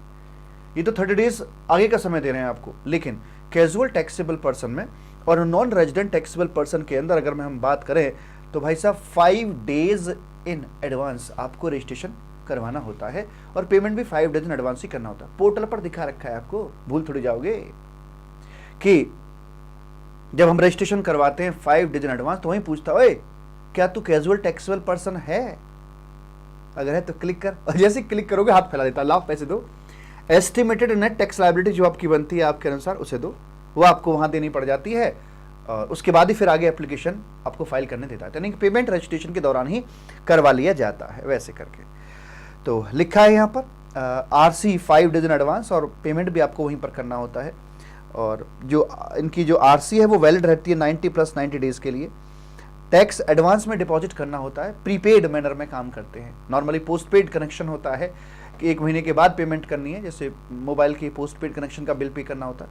और ये लेकिन कैजुअल टैक्सेबल पर्सन, क्योंकि कॉन्ट्रैक्ट मैरिज है, एडवांस में काम किया जाता है वैसे करके। यहाँ छोटी सी बात बताई गई है कि मान लीजिए आपकी नेट ग्रॉस लाइबिलिटी आती है, सपोज करो 10,000 रुपये की, और आपका एलिजिबल एस्टिमेटेड आईटीसी बनता है 2,000 रुपये का, तो आपको जमा कितना करना है, 8,000 या 10,000? तो कह रहे भाई साहब नेट वाला ये आपको जमा करना होता है, जो कैश में आपकी लाइबिलिटी बनेगी वो आपको यहाँ जमा कराना होता है। दूसरा, अगर मान लीजिए आपकी जो कोई एग्जीबिशन वगैरह है 180 दिन से ऊपर अगर लग रही है, मान लो 181वें दिन भी लग रही है, तो सॉरी आपको कैजुअल टैक्सेबल पर्सन का नहीं मिलेगा, आपको रेगुलर रजिस्ट्रेशन लेना पड़ेगा। लेकिन उसमें एड्रेस प्रूफ के दिखाओगे बे, तो उसमें बताते हैं कि भैया एड्रेस प्रूफ में ना हम वो दिखाएंगे कि जहाँ पर भी हमारी स्टॉल लगी हुई होगी या मेले में जो भी वहाँ की कमेटी होगी, अथॉरिटी होगी, उसने कुछ तो कागज पत्तर दिया होगा ना, लेटर वेटर कि भाई आप दुकान यहाँ लगा लो अपनी, तो वही कागज पत्तर को यहाँ पर बना दिया जाता है एड्रेस प्रूफ, और उसी के मुताबिक बात करके चलते हैं। प्रेम से बोलेंगे राधे राधे। ठीक राधे? हाँ सर एकदम ठीक है, कोनो दिक्कत वाली बात नहीं है। वो वाली बात यहाँ पर आ जाती है। सुनिए जरा, ठहरो अभी। तो नॉर्मली 30 डेज की बात हो गई। दूसरा यहाँ पर बात हुई हमारी आकर साहब कि हाँ 5 डेज इन एडवांस की बात हो गई। अब बात कर रहे हैं यहाँ पर आकर कि जैसे मान लीजिए किसी व्यक्ति का रजिस्ट्रेशन नहीं था पर करवाना चाहिए था, धरपकड़ हो जाती है, रेड वेड पड़ जाती है, तो बंदूक की नोक पर उसका रजिस्ट्रेशन करवाते हैं। तो अधिकारी जब आते हैं तो सबसे पहले उसका रोका करते हैं, आन मिलो सजना, यानी कि यहाँ पर आकर उसका एक प्रकार से टेम्परेरी रजिस्ट्रेशन करवा दिया जाता है। रोका हो गया, इट्स जस्ट लाइक ए रोका। शादी अभी होनी बाकी है, ट्रेलर दे दिया यहाँ पे आके, और कह दिए जाते हैं, हवा में बंदूक लहराते हुए जाते हैं कि हवेली पर आ जाना। 30 डेज नहीं, 90 दिन के अंदर अंदर आपको ये पक्की शादी यहाँ पर करनी होती है।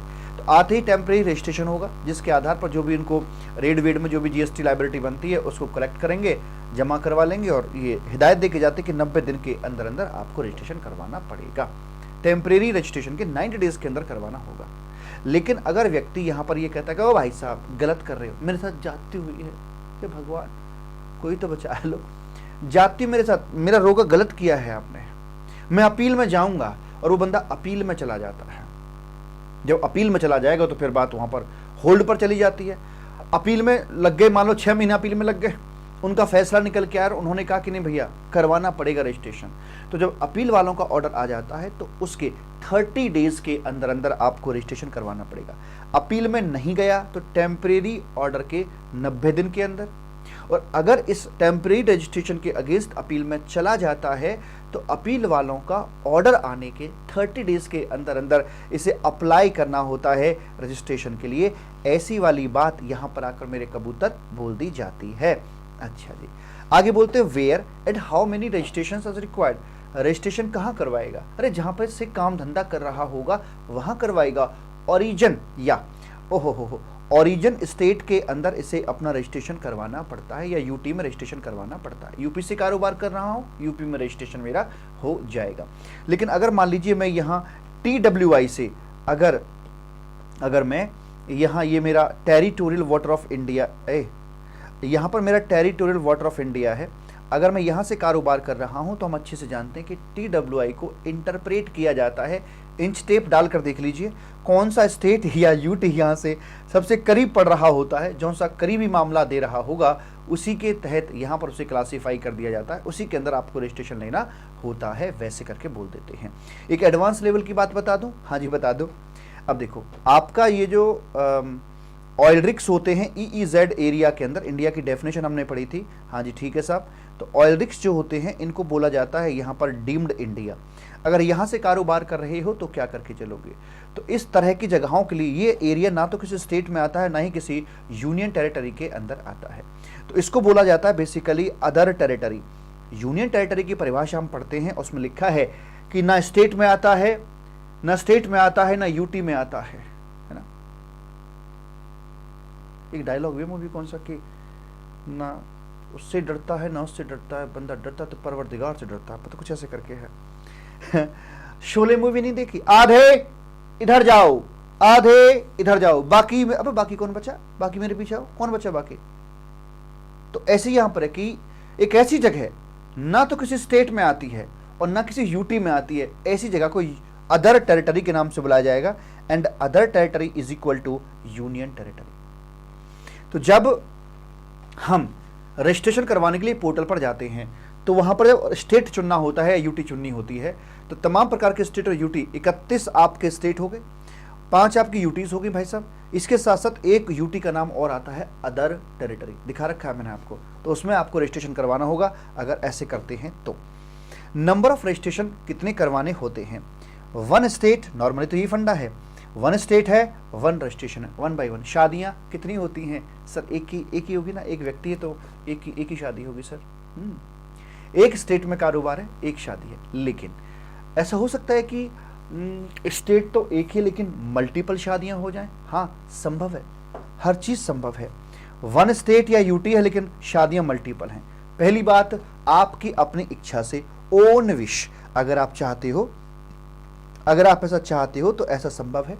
आपके जितने भी ठिकाने हैं, आप जहां जहां जाते हो हर ठिकाने पर एक पत्नी रख सकते हो। आई मीन टू से अपने प्रत्येक बिजनेस प्लेस के लिए, चाहे फैक्ट्री है, गोदाम है, शोरूम है, एसटेसी है, बुक्स ऑफ अकाउंट रखने की जगह है, जहां जहां पर आपके ठिकाने हैं, बिजनेस प्लेसेस हैं, हर एक के लिए सेपरेट रजिस्ट्रेशन आप करवा सकते हो। पर देखिए जितने रजिस्ट्रेशन ज़्यादा कराओगे, जितनी आरसी ज़्यादा कराओगे, इतनी ज़्यादा शादियां करोगे, कंप्लाइंस उतनी ज़्यादा बढ़ जाते हैं, सरदर्दी उतनी ज़्यादा बढ़ जाती है, उतने घर परिवार चूल्हे चलवाने पड़ेंगे भाई, सब दिक्कत हो जाएगी, उतनी ही अलग अलग रिटर्न फाइल करनी पड़ती है, उतनी बुक्स ऑफ अकाउंट मेंटेन करने होते हैं, यहाँ पे कंप्लाइंस वाला पार्ट बहुत बढ़ जाता है। तो for each place of business के लिए अलग अलग आपको रजिस्ट्रेशन यहाँ पे रखवाना पड़ जाएगा। तो कॉम्पोजिशन स्कीम का छोटा सा पॉइंट यहाँ पर दे रखा है कि कॉम्पोजिशन स्कीम जब चुनाव करते हैं हम लोग, तो या तो सभी जितने भी हमारी आरसी हैं, जितने भी रजिस्ट्रेशन है हमारी एक पैन से लिंक्ड, हमारे पैन से लिंक्ड ऑल ओवर इंडिया में जितने भी रजिस्ट्रेशन हैं, या तो सबके लिए हमें लेनी पड़ती है रेगुलर स्कीम, या सबके लिए लेनी होती है हमें कॉम्पोजिशन स्कीम, ऐसा हम जानते हैं। अच्छा, ऐसा हो सकता है कि मल्टीपल स्टेट हो और सिंगल रजिस्ट्रेशन हो। अब तक क्या देख रहे थे? 1 state 1 registration, 1 state multiple registration, ना उल्टा कर दो, multiple states but single registration. Yes sir. जो यूआईएन होल्डर होते हैं, जो यूआईएन दिया जाता है ना रिफंड वालों को, तो उनको एम्बेसी या यूनाइटेड नेशंस एक्सेट्रा, उनको हर स्टेट में रजिस्ट्रेशन नहीं लेना होता है, उनको सिर्फ एक ही पूरे भारतवर्ष के लिए एक रजिस्ट्रेशन वो ले सकते हैं यूआईएन। हालांकि इनको रजिस्टर्ड पर्सन नहीं कहा जाता है, तो फिर भी यहाँ पर बताया जा रहा है क्योंकि इनका उद्देश्य टैक्स भरना नहीं होता, ये तो एक रिफंड क्लेम करना होता है। इस उद्देश्य की पूर्ति के लिए ये यहाँ पे रजिस्ट्रेशन करवा के चलते हैं। और बताऊं, हाँ, एंड एक और आता है आपका ओइडार वाला, वो था ना आपका व्यक्ति को अमेजन वगैरह जो अपनी सर्विसेज देते हैं, online information database access, web based जो सर्विस देते हैं, अरे ऑनलाइन गेमिंग यार, नेटफ्लिक्स वगैरह जितने भी आपके बाहर के लोग हैं, अगर इंडिया में ये सर्विस देते हैं किसी नॉन टैक्सेबल पर्सन को जो कि रजिस्टर्ड नहीं है, B2C ट्रांजैक्शन करते हैं, तो ऐसे हालात में जीएसटी चाहिए, मतलब चाहिए। परंतु रेसिपिएंट यहाँ पर जीएसटी भर नहीं पाएगा, सप्लायर पे कंट्रोल नहीं है, तो यहाँ पर गाना गाया जाता है, भजन गाया जाता है, क्या? कन्हैया कन्हैया तुम्हें आना पड़ेगा, आना पड़ेगा, वचन गीता वाला निभाना पड़ेगा। मतलब क्या? अमेजन अमेजन तुम्हें आना पड़ेगा भैया, धंधा बंद कर देंगे, वरना ऐप को बैन करने में हमें महारत हासिल है, हम जरा सी देर में बंद करवा देंगे तुम्हारा, इसलिए चुपचाप आ जाओ। पूरे ऐसा नहीं कि देखो पूरे भारतवर्ष के बच्चे तुम्हारे ऑनलाइन गेमिंग में हैं, तो ऐसा नहीं कि आपको हर स्टेट में रजिस्ट्रेशन कराना है, आकर आप पूरे भारतवर्ष के लिए सिंगल रजिस्ट्रेशन यहाँ पर ले सकते हैं और अपना टैक्स भर सकते हैं। That's it. आगे बोलते हैं रजिस्ट्रेशन कैसे लिया जाता है। अब यहां से आगे का जो चैप्टर है, इस बार पहली बार मैंने 3 डायग्राम का आविष्कार किया है। नाउ सी, हालांकि बाकी टेक्स्ट भी दे रखा है मैंने, आप पढ़ना चाहो तो। Now see 3 diagrams newly invented हैं। अब तमाम चैप्टर बाकी का जितने भी आपके दे रखे हैं ये, क्योंकि मुझे ऐसा फील होता था कि मेरे बच्चे को ना ये कंटेंट पढ़ते समय समझ में तो आता है, लेकिन रिकॉल करने में, रिकलेक्ट करने में शायद प्रॉब्लम होती होगी। तो भगवान का वास्ता देता हूं मैं आपको, ये 3 डायग्राम बनाए हैं, बहुत ही शानदार तरीके से बनाए हैं, पूरे पूरा मन लगा के बनाए हैं मैंने, ये थ्योरी और पोर्टल दोनों को मिक्स करके यहां पर शानदार तरीके से तैयार किया है। 3 डायग्राम में क्या क्या है, पहले है यहां पर रजिस्ट्रेशन की बात है, फिर कैंसिलेशन की बात है और फिर रिवोकेशन की बात यहां पर करवाई जा रही है। ठीक, तो रजिस्ट्रेशन कैसे होगा उसकी बात करेंगे, कैंसिल कैसे होता है, शादी कैसे होती है, तलाक कैसे होता है, पुनर्विवाह कैसे होता है। ये 3 महत्वपूर्ण बातें आपकी यहां पर आ रही हैं। तो सोचिए रजिस्ट्रेशन कैसे करवाया जाता है। सबसे पहले क्या करना होगा, www.gst.gov.in पर जाइए, वहां पर जाकर लॉगिन करने की जरूरत नहीं है, रजिस्ट्रेशन अब वैसे ही कर सकते हैं आप, क्योंकि आप रजिस्ट्रेशन के लिए जा रहे हैं। लॉगिन वगैरह तो रजिस्ट्रेशन के बाद मिलता है ना आपको। तो वहां पर आप रजिस्ट्रेशन पे क्लिक करेंगे, अपनी एप्लीकेशन पे न्यू रजिस्ट्रेशन पे क्लिक कीजिएगा और क्लिक करने के बाद में आपके सामने वो पार्ट ए आ जाता है। पार्ट ए के में आपको ईमेल आईडी देनी है, अपना मोबाइल नंबर देना है, ओटीपी के माध्यम से ईमेल आईडी और आपका ओटीपी क्रॉस चेक हो जाएगा और आपको अपना permanent account number with name on that pan वो आपको शो करना होता है, जो कि CBIC के डेटाबेस में जो NSDL से कनेक्टेड है वहां से वो आपका क्रॉस चेक हो जाता है। तो अब फिर आपको इसमें TRN जनरेट करवा दिया जाता है, टेम्परेरी रेफरेंस नंबर। एक प्रकार का क्वालिफाइंग राउंड था, जैसे CA में CA फाउंडेशन नहीं होता, तो CA फाउंडेशन के अदरवाइज कोई वो नहीं है, वो सिर्फ छटनी करता है वहां से कि कौन CA करने योग्य है और कौन नहीं है। कहता भैया भंवर में क्यों फंस रहे हो, बिना बात के चक्कर में पड़ जाओगे, इसलिए जो नहीं क्वालिफाई कर पा रहे फाउंडेशन को वो दूर रहो, क्योंकि आगे तो और बड़े बड़े सुमेरु पर्वत मिलने वाले हैं आपको यहाँ पर आकर। तो यहाँ पार्ट ए फिल करते हैं आप लोग और TRN जनरेट हो जाता है। अब ये TRN के दम पर आप अगले 15 दिन में कभी भी पार्ट बी अपना फिलअप कर सकते हैं। तो अगर आपका मान लीजिए पैन आपको देना होता है और 10 की जरूरत पड़ जाएगी अगर आप एज ए TDS डिडक्टर या TCS कलेक्टर के रूप में रजिस्ट्रेशन ले रहे हैं, क्योंकि देखो जब रजिस्ट्रेशन आप लेने के लिए जाते हैं तो वहाँ आपसे पूछा जाता है कि भाई साहब एक बात बताइए, आप रजिस्ट्रेशन क्यों ले रहे हैं, you are a tax payer, you are a TDS deductor, TCS collector. However ये TDS डिडक्टर कलेक्टर आपके सिलेबस का ऐसा नहीं, बट वहाँ पर बताया जाता है, पूछा भी जाता है। जो नॉन रेजिडेंट टैक्सेबल पर्सन है उसके लिए पासपोर्ट यहाँ पे लगाना होता है। TRN आपका जनरेट हो गया। फिर आप पार्ट बी को यहाँ पर आकर फिलअप करते हैं और TRN की मदद से जितनी भी डिटेल्स आपकी आ रही होती हैं वन बाय वन आप तमाम पेजेस को भरते चले जाते हैं। जहाँ जहाँ पर अटैचमेंट की आवश्यकता होती है लाइक एड्रेस प्रूफ वगैरह, आप उनको वहाँ पर शो करते हैं, भरते हैं, दिखाते हैं, अटैच करते हैं फाइल को। फिर सेकंड लास्ट पेज पर आधार की बात की जाती है। वहाँ पर आपके सामने आप पूछता है, मैंने दिखा रखा है सारा पोर्टल पे आपको प्रैक्टिकली, वहाँ पूछता है कि भाई एक बात बताइए, do you want to opt for Aadhaar authentication, क्या आप अपने आधार को ऑथेंटिकेट करवाना चाहते हो या नहीं, आपकी मर्जी है। मन में आ रहा होगा अगर पूछ रहा तो मना कर दो, क्या दिक्कत वाली बात है, क्या मन नहीं करवाना जाओ ऐसे की तैसी में। अगर आप आधार को ऑनलाइन ऑथेंटिकेट नहीं करवाते, आधार ऑनलाइन ऑथेंटिकेट करवाने का मतलब है ऑनलाइन वेरिफिकेशन, कि रजिस्ट्रेशन वेरिफिकेशन के बाद ही मिलेगा, या तो ऑनलाइन वेरिफिकेशन होगी या फिर ऑफलाइन वेरिफिकेशन होगी। ऑफलाइन वेरिफिकेशन को फिजिकल वेरिफिकेशन के नाम से भी जानते हैं। तो यहां पर ये आपको बोला गया आधार ऑथेंटिकेशन के लिए।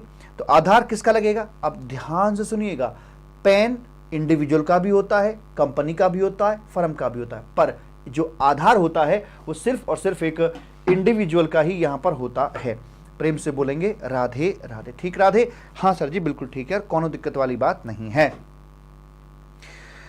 अब लेकिन किनको आधार नहीं देना होता, अब जिन पे है ही नहीं वो देंगे वो देंगे क्या, नॉन सिटीजन, इंडिया का वासी नहीं है तो कहां से देगा आधार बताइए। और ये जो बाकी लोग हैं इनका क्या सीन है, ये क्यों नहीं दे रहे हैं। अच्छा, आधार लिया क्यों जा रहा है कि कहीं कोई धोखा ना हो जाए सरकार के साथ में, कोई शेल फॉर्म या डमी फॉर्म ना बना दी जाए।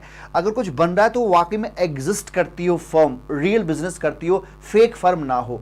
अब यहां पर आकर क्या ऐसी हम जो दिक्कत है इनके साथ भी कर सकते हैं क्या, गवर्नमेंट डिपार्टमेंट वगैरह, क्या ये टैक्स की चोरी करेंगे, पोस्ट ऑफिस हो गया या स्टैट्यूटरी बॉडी हो गई, PSUs हो गई, ये टैक्स की चोरी करेंगे, नहीं जी, यहां पर आधार लगाने की आवश्यकता नहीं है। और दूसरा UIN होल्डर, इन्होंने UIN लिया क्यों था, फॉर रिफंड, तो ये कौन सा चोरी कर रहे हैं, ये तो उल्टा आपसे मांगने आ रहे हैं भैया, तो इनको यहां पर आधार लगाने की आवश्यकता नहीं होती है, वैसे करके बोल दिया जाता है। ठीक, तो किन को चाहिए, किन के लिए नहीं है रिक्वायरमेंट, और जिनके लिए रिक्वायरमेंट है उनको बताना कि भैया आप इसे ऑनलाइन ऑथेंटिकेशन करवाना चाह रहे हो कि नहीं। हमने कहा मुझे ना करवाना, नहीं करवाना तो ठीक है, आप अपनी ऑफलाइन वेरिफिकेशन के लिए तैयार रहें। ऑफलाइन वेरिफिकेशन होगी या फिजिकल वेरिफिकेशन होगी, जिसे हम पीवीआर के नाम से भी जानते हैं, मतलब फिजिकल वेरिफिकेशन के नाम से जानते हैं, वो होगा। लेकिन अब आपका फिजिकल वेरिफिकेशन होगा तो रजिस्ट्रेशन में समय ज़्यादा लग जाएगा, 30 डेज का नॉर्मली समय लग जाता है। फिजिकल वेरिफिकेशन के बाद यहां पर आकर आपका ये ARN application reference number generate हो जाता है, यानी कि एक्नॉलेजमेंट मिल गई एप्लीकेशन की कि यस हाँ भैया आपकी एप्लीकेशन मान्य है, हमने पकड़ लिए, अब हम इस पर कार्यवाही करेंगे। अच्छा जी, अगर मैंने आधार के लिए मना कर दिया, मुझे नहीं करवाना, तो फिर करवाना है, कहता कि ठीक है भैया मैं ऑनलाइन वेरिफिकेशन के लिए तैयार हूं, तो फिर मेरा वो फॉर्म तो सबमिट हो जाएगा। उसके बाद 1-2 दिन के अंदर मेरे पास में ये एक लिंक आता है, मेरी मेल पर आएगा, मेरे मोबाइल पर भी आएगा। उस लिंक पर मैं क्लिक करूंगा, वहां पर मुझे अपना आधार नंबर डालना होता है, OTP वगैरह आएगा, उसको डालकर मैं ऑथेंटिकेट कर देता हूं। अब यहां पर 2 बातें हो सकती हैं कि मेरा जो ऑथेंटिकेशन है वो सक्सेसफुली ऑथेंटिकेट हो भी सकता है और नहीं भी हो सकता। अगर हो गया तो मौज, अगर वो सक्सेसफुली ऑथेंटिकेट नहीं हो पाता है, यानी ऑनलाइन वेरिफिकेशन ठीक से नहीं हो पाई, कंप्लीट नहीं हो पाई है, तो फिर ऑनलाइन नहीं हो पाई कंप्लीट, तो फिर ऑफलाइन वेरिफिकेशन यहां पर करवाई जाएगी। और जब ऑफलाइन वेरिफिकेशन करवाई जाएगी तो फिर उसके बाद ही यहां पर साहब आपका ARN जनरेट करवाया जाएगा। तो अगर ये ऑनलाइन वेरिफिकेशन सक्सेसफुली कंडक्ट होगी तो ओके, ARN जनरेट, और अगर नहीं हुई तो फिर ऑफलाइन करा के तब आपका ARN जनरेट किया जाएगा। तो यहां पर मैंने वो पैरामीटर आपके लिए सामने ला के रख दिया कि भैया अलग अलग दशाओं में यहां पर आकर ARN जनरेट हो जाता है। ARN जनरेट होने के बाद अब क्या होगा, मामा रुको जरा, मामा रुको, अब यहां से आकर, अरे क्या है, अब यहां से आकर हम यहां पर आते हैं, आगे कार्यवाही यहां से की जाएगी। तो जब भी ARN जनरेट होगा फिर उसके बाद हम यहां पर आ जाते हैं, क्या भला।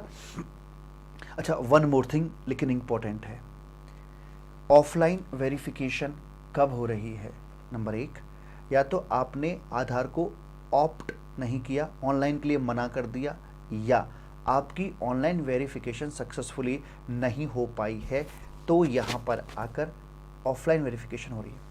मैं पूछना चाहता हूँ कि अगर आपकी ऑनलाइन वेरिफिकेशन सक्सेसफुल हो गई है तो क्या इसके बावजूद अगर अधिकारी को किसी और वजह से कोई शक है, सिर्फ आधारित तो कोई पैरामीटर नहीं हो सकता ना, it is not only a single parameter to check कि भाई आधार ऑथेंटिकेट हो गया तो बिल्कुल आप तो राजा हरिश्चंद्र ही हो, फिर तो ऐसा तो नहीं है ना। अगर किसी और कारण की वजह से अधिकारी को डाउट है तो क्या ऑनलाइन वेरिफिकेशन होने के बावजूद भी ऑफलाइन वेरिफिकेशन कंडक्ट कराई जा सकती है या नहीं। द आंसर इज यस, वही लिखा है मैंने। इस पर आपका MCQ बन सकता है, ध्यान से पढ़ लीजिएगा कि ऑनलाइन होने के बावजूद भी किसी और कारण से ऑफलाइन वेरिफिकेशन कंडक्ट कराई जा सकती है। ओके, अब जब ARN जनरेट हो गया है तो अधिकारी एप्लीकेशन पर काम करना शुरू करेगा। जब काम करना शुरू कर दिया है तो क्या कोई किसी प्रकार की यहाँ पर कोई उसे क्वेरी आ रही है या नहीं आ रही है। अगर क्वेरी आ भी सकती और नहीं भी आ सकती। अगर क्वेरी नहीं आई है तो ठीक है, वो आपको रजिस्ट्रेशन सर्टिफिकेट ग्रांट कर देगा। अगर ऑनलाइन वेरिफिकेशन ही हुई थी तो 7 डेज में, और किसी कारणवश ऑफलाइन वेरिफिकेशन कंडक्ट हुई है तो फिर 30 डेज के अंदर अंदर आपको RC ग्रांट कर दी जाती है। अगर कोई क्वेरी आपके पास में आती है तो क्वेरी को कम्युनिकेट करेगा आपको वो 7 डेज या 30 डेज के अंदर। ऑनलाइन वेरिफिकेशन थी 7 दिन, ऑफलाइन हुई है किसी वजह से भी तो 30 डेज के अंदर कम्युनिकेट करेगा, एंड फिर मिलने के 7 डेज के अंदर अंदर आप उस पर रिस्पॉन्ड करेंगे। रिस्पॉन्ड करने पर अधिकारी अगर संतुष्ट हो गया तो आपको RC ग्रांट कर देगा, और संतुष्ट नहीं हुआ तो ऐसी की तैसी में तुम्हारी जो एप्लीकेशन थी उसे डस्टबिन में डाल दिया जाएगा। तो इस प्रकार से यहाँ पर बात की जाती है।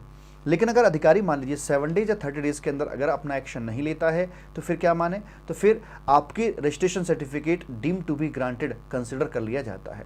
पत्नी 7 दिन, पत्नी नहीं बोलूंगा अभी तो कन्या बोलूंगा, कन्या 7 दिन या 30 दिन में कोई रिस्पॉन्स नहीं दे रही है तो मान लीजिए वो खामोशी का मतलब हाँ होता है एक टाइम के बाद में। ठीक सर, तो ये रही आपकी रजिस्ट्रेशन की पूरी process, part A, part B. Part B के सेकंड लास्ट पेज पर झमेला आधार का, ऑनलाइन ऑफलाइन। ये होने के बाद फिर ARN के बाद अधिकारी की क्वेरी आई, आपने ओके कर दिया, संतुष्ट कर दिया तो ठीक मिल जाएगी RC, नहीं किया तो खत्म, क्वेरी आई ही नहीं तो फिर आपको RC मिल जाएगी। 7 दिन या 30 दिन, ध्यान दीजिएगा। ऑनलाइन वेरिफिकेशन से काम हो गया है 7 डेज लिमिट, ऑफलाइन हुई है किसी भी वजह से 30 डेज की लिमिट वहां पर आपकी अप्लाई करवा दी जाती है। आगे बात करते हैं cancellation of registration. Registration cancel भी करवाया जा सकता है, किन कारणों से? तो देखिए, ऑन एप्लीकेशन, ये एप्लीकेशन कौन दे रहा है? एप्लीकेशन जैसे शब्दों का इस्तेमाल डिपार्टमेंट के लिए करें, पत्नी के लिए करें कि पति के लिए, सब एप्लीकेशन तो पति देता है।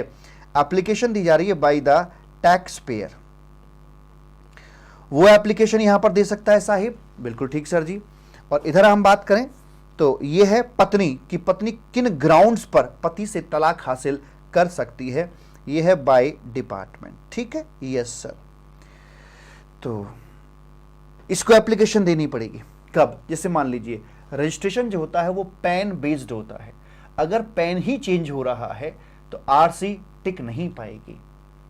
पैन चेंज होने की अलग अलग वजह हो सकती हैं, व्यक्ति की मृत्यु हो गई, खत्म मामला। अब जो उसका बिजनेस है बच्चों के नाम पर आ जाता है, या बिजनेस सेल कर दिया जाता है तो भी पैन चेंज हो जाएगा, है ना। तो जो पुरानी आरसी वो खत्म होगी और जो नया मालिक होगा बिजनेस का, उसकी पैन से लिंक्ड होकर नया रजिस्ट्रेशन वहां पर दे दिया जाएगा। तो बिजनेस ट्रांसफर कर दिया, अमेलगमेशन हुआ या फिर कन्वर्जन हुआ, जैसे मर्जी करके अगर पैन चेंज होता तो ऐसे होगा। धंधा ही बंद कर दिया तो अब रजिस्ट्रेशन की क्या जरूरत है भाई साहब? तो उसके लिए हटवाओ से, वरना बिना बात की नील की रिटर्न फाइल करते रहनी पड़ेंगी। आगे रजिस्ट्रेशन नो लॉन्गर रिक्वायर्ड, जैसे मान लीजिए अब आपकी जो सप्लाईज हैं या जो सर्विसेज आपकी हैं साहब वो एग्जेम्प्टेड हो गई हैं सारी की सारी, आपकी कोई जीएसटी लायबिलिटी अब बनती ही नहीं है। तो ऐसे में आप क्या करोगे? करोगे क्या रजिस्ट्रेशन रख के? कमाते धमाते कुछ हो नहीं, पत्नी का खर्चा चलाने की हिम्मत बची नहीं है, अब क्या करोगे? हटाओ, तलाक लो, खत्म करो, जाओ निकले यहां से। क्योंकि कोई भी हो, इज्जत हमें तब तक मिलेगी जब तक हम दूसरे की लाइफ में कुछ कंट्रीब्यूट कर पा रहे हैं। जब हम दूसरे की लाइफ में कंट्रीब्यूट नहीं कर पा रहे हैं तो कोई नहीं पूछता भैया, और ये प्रकृति का दस्तूर है, नियम है। इसलिए हमेशा एक्टिव रहें और दूसरों के लिए कुछ ना कुछ करते रहें, चाहे पेड या फ्री, एज द केस में भी। राधे राधे। तो यहां पर आकर आगे बढ़ते हैं मालिक। टेकन वॉलंटरी रजिस्ट्रेशन, अब स्वेच्छा से, अपनी इच्छा से बाल विवाह करवा लिया था, लायक तो था नहीं, लेकिन मम्मी मैं भी करवाऊंगा तो करवा ले। अब कुछ दिन बाद ही आंखें खुल गई, अब ऑप्ट आउट करना चाहते कि भाई ठीक है, तो कैंसिल के लिए अर्जी दे सकते हैं। TDS collector, TDS duck spelling ठीक करना, डेडिकेटर कर दिया, ये डिडक्टर आएगा, डिडक्टर। टीडीएस डिडक्टर या टीसीएस कलेक्टर थे नाउ। हालांकि टीडीएस टीसीएस आपके सिलेबस का सर नहीं, बट फिर भी कहीं कहीं पॉइंट आ जाता है तो मैं बता देता हूं आपको। टीडीएस डिडक्टर, टीसीएस कलेक्टर है now. No longer required to deduct और कलेक्ट, तो ऐसे में आप अर्जी दे सकते हैं। जब आप अर्जी देंगे तो अधिकारी को कोई आपत्ति होगी क्या? क्या कहते हैं? Application given for cancellation due to above reason, तो RC shall be deem to be suspended. RC को ना सस्पेंड कर दिया जाएगा, मतलब बीच में टांग देंगे, ना तो वो कैंसिल ही है और ना ही वो एक्टिव है। समझ में आ गई बात? एक्टिव होना और कैंसिल होना, इन दोनों के बीच का रास्ता है, बीच का पॉइंट है सस्पेंड होना, ऑन होल्ड होना, विदाइल्ड होना। ठीक है जी। तो आरसी को सस्पेंड कर दिया जाएगा। किस डेट से सस्पेंड करेंगे? जैसे मान लीजिए आज तारीख होगी आपकी 11/4/2022, मैंने आज एप्लीकेशन दी है और आज एप्लीकेशन देके मैं ये कह रहा हूं कि मेरी आरसी को 1/4/2022 से खत्म कर दिया जाए। तो सस्पेंड कब से करें? बैक डेट से सस्पेंड करेंगे या फिर सस्पेंड यहां से करेंगे? सर यहां से सस्पेंड किया जाएगा, बैक डेट पे क्या करोगे?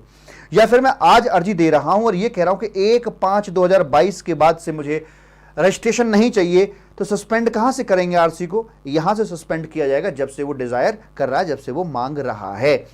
तो एप्लीकेशन सबमिशन डेट और डिजायर डेट ऑफ कैंसिलेशन जो भी बाद में आ रहा हो, विच एवर इज लेटर। और कब तक ये सस्पेंशन चलता रहेगा? जब तक कि ये कंक्लूजन पर ना आ जाए कि हाँ हमें सस्पेंड करना है, जब तक ये कैंसिलेशन की प्रोसीडिंग्स चलती रहेंगी तब तक हम ऐसा यहां पे करते रहेंगे मेरे कबूतर।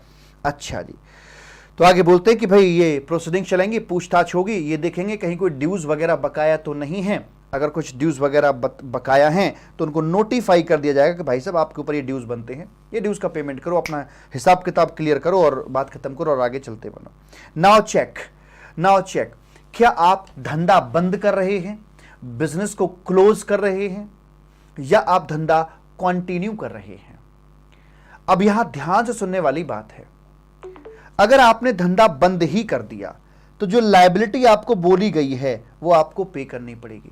हमें अच्छे से पता है भाई साहब, इधर हमें अच्छे से पता है कि जब चलती दुकान को बंद कर दिया जाता है तो सरकार तिलमिला उठती है। क्यों? अरे दुष्ट, मैंने तुझे आईटीसी दिया था इस भरोसे कि तू आउटपुट जीएसटी का पेमेंट करेगा, लेकिन तू दुकान बंद करके चलता बना, मतलब तू आउटपुट जीएसटी नहीं भरेगा।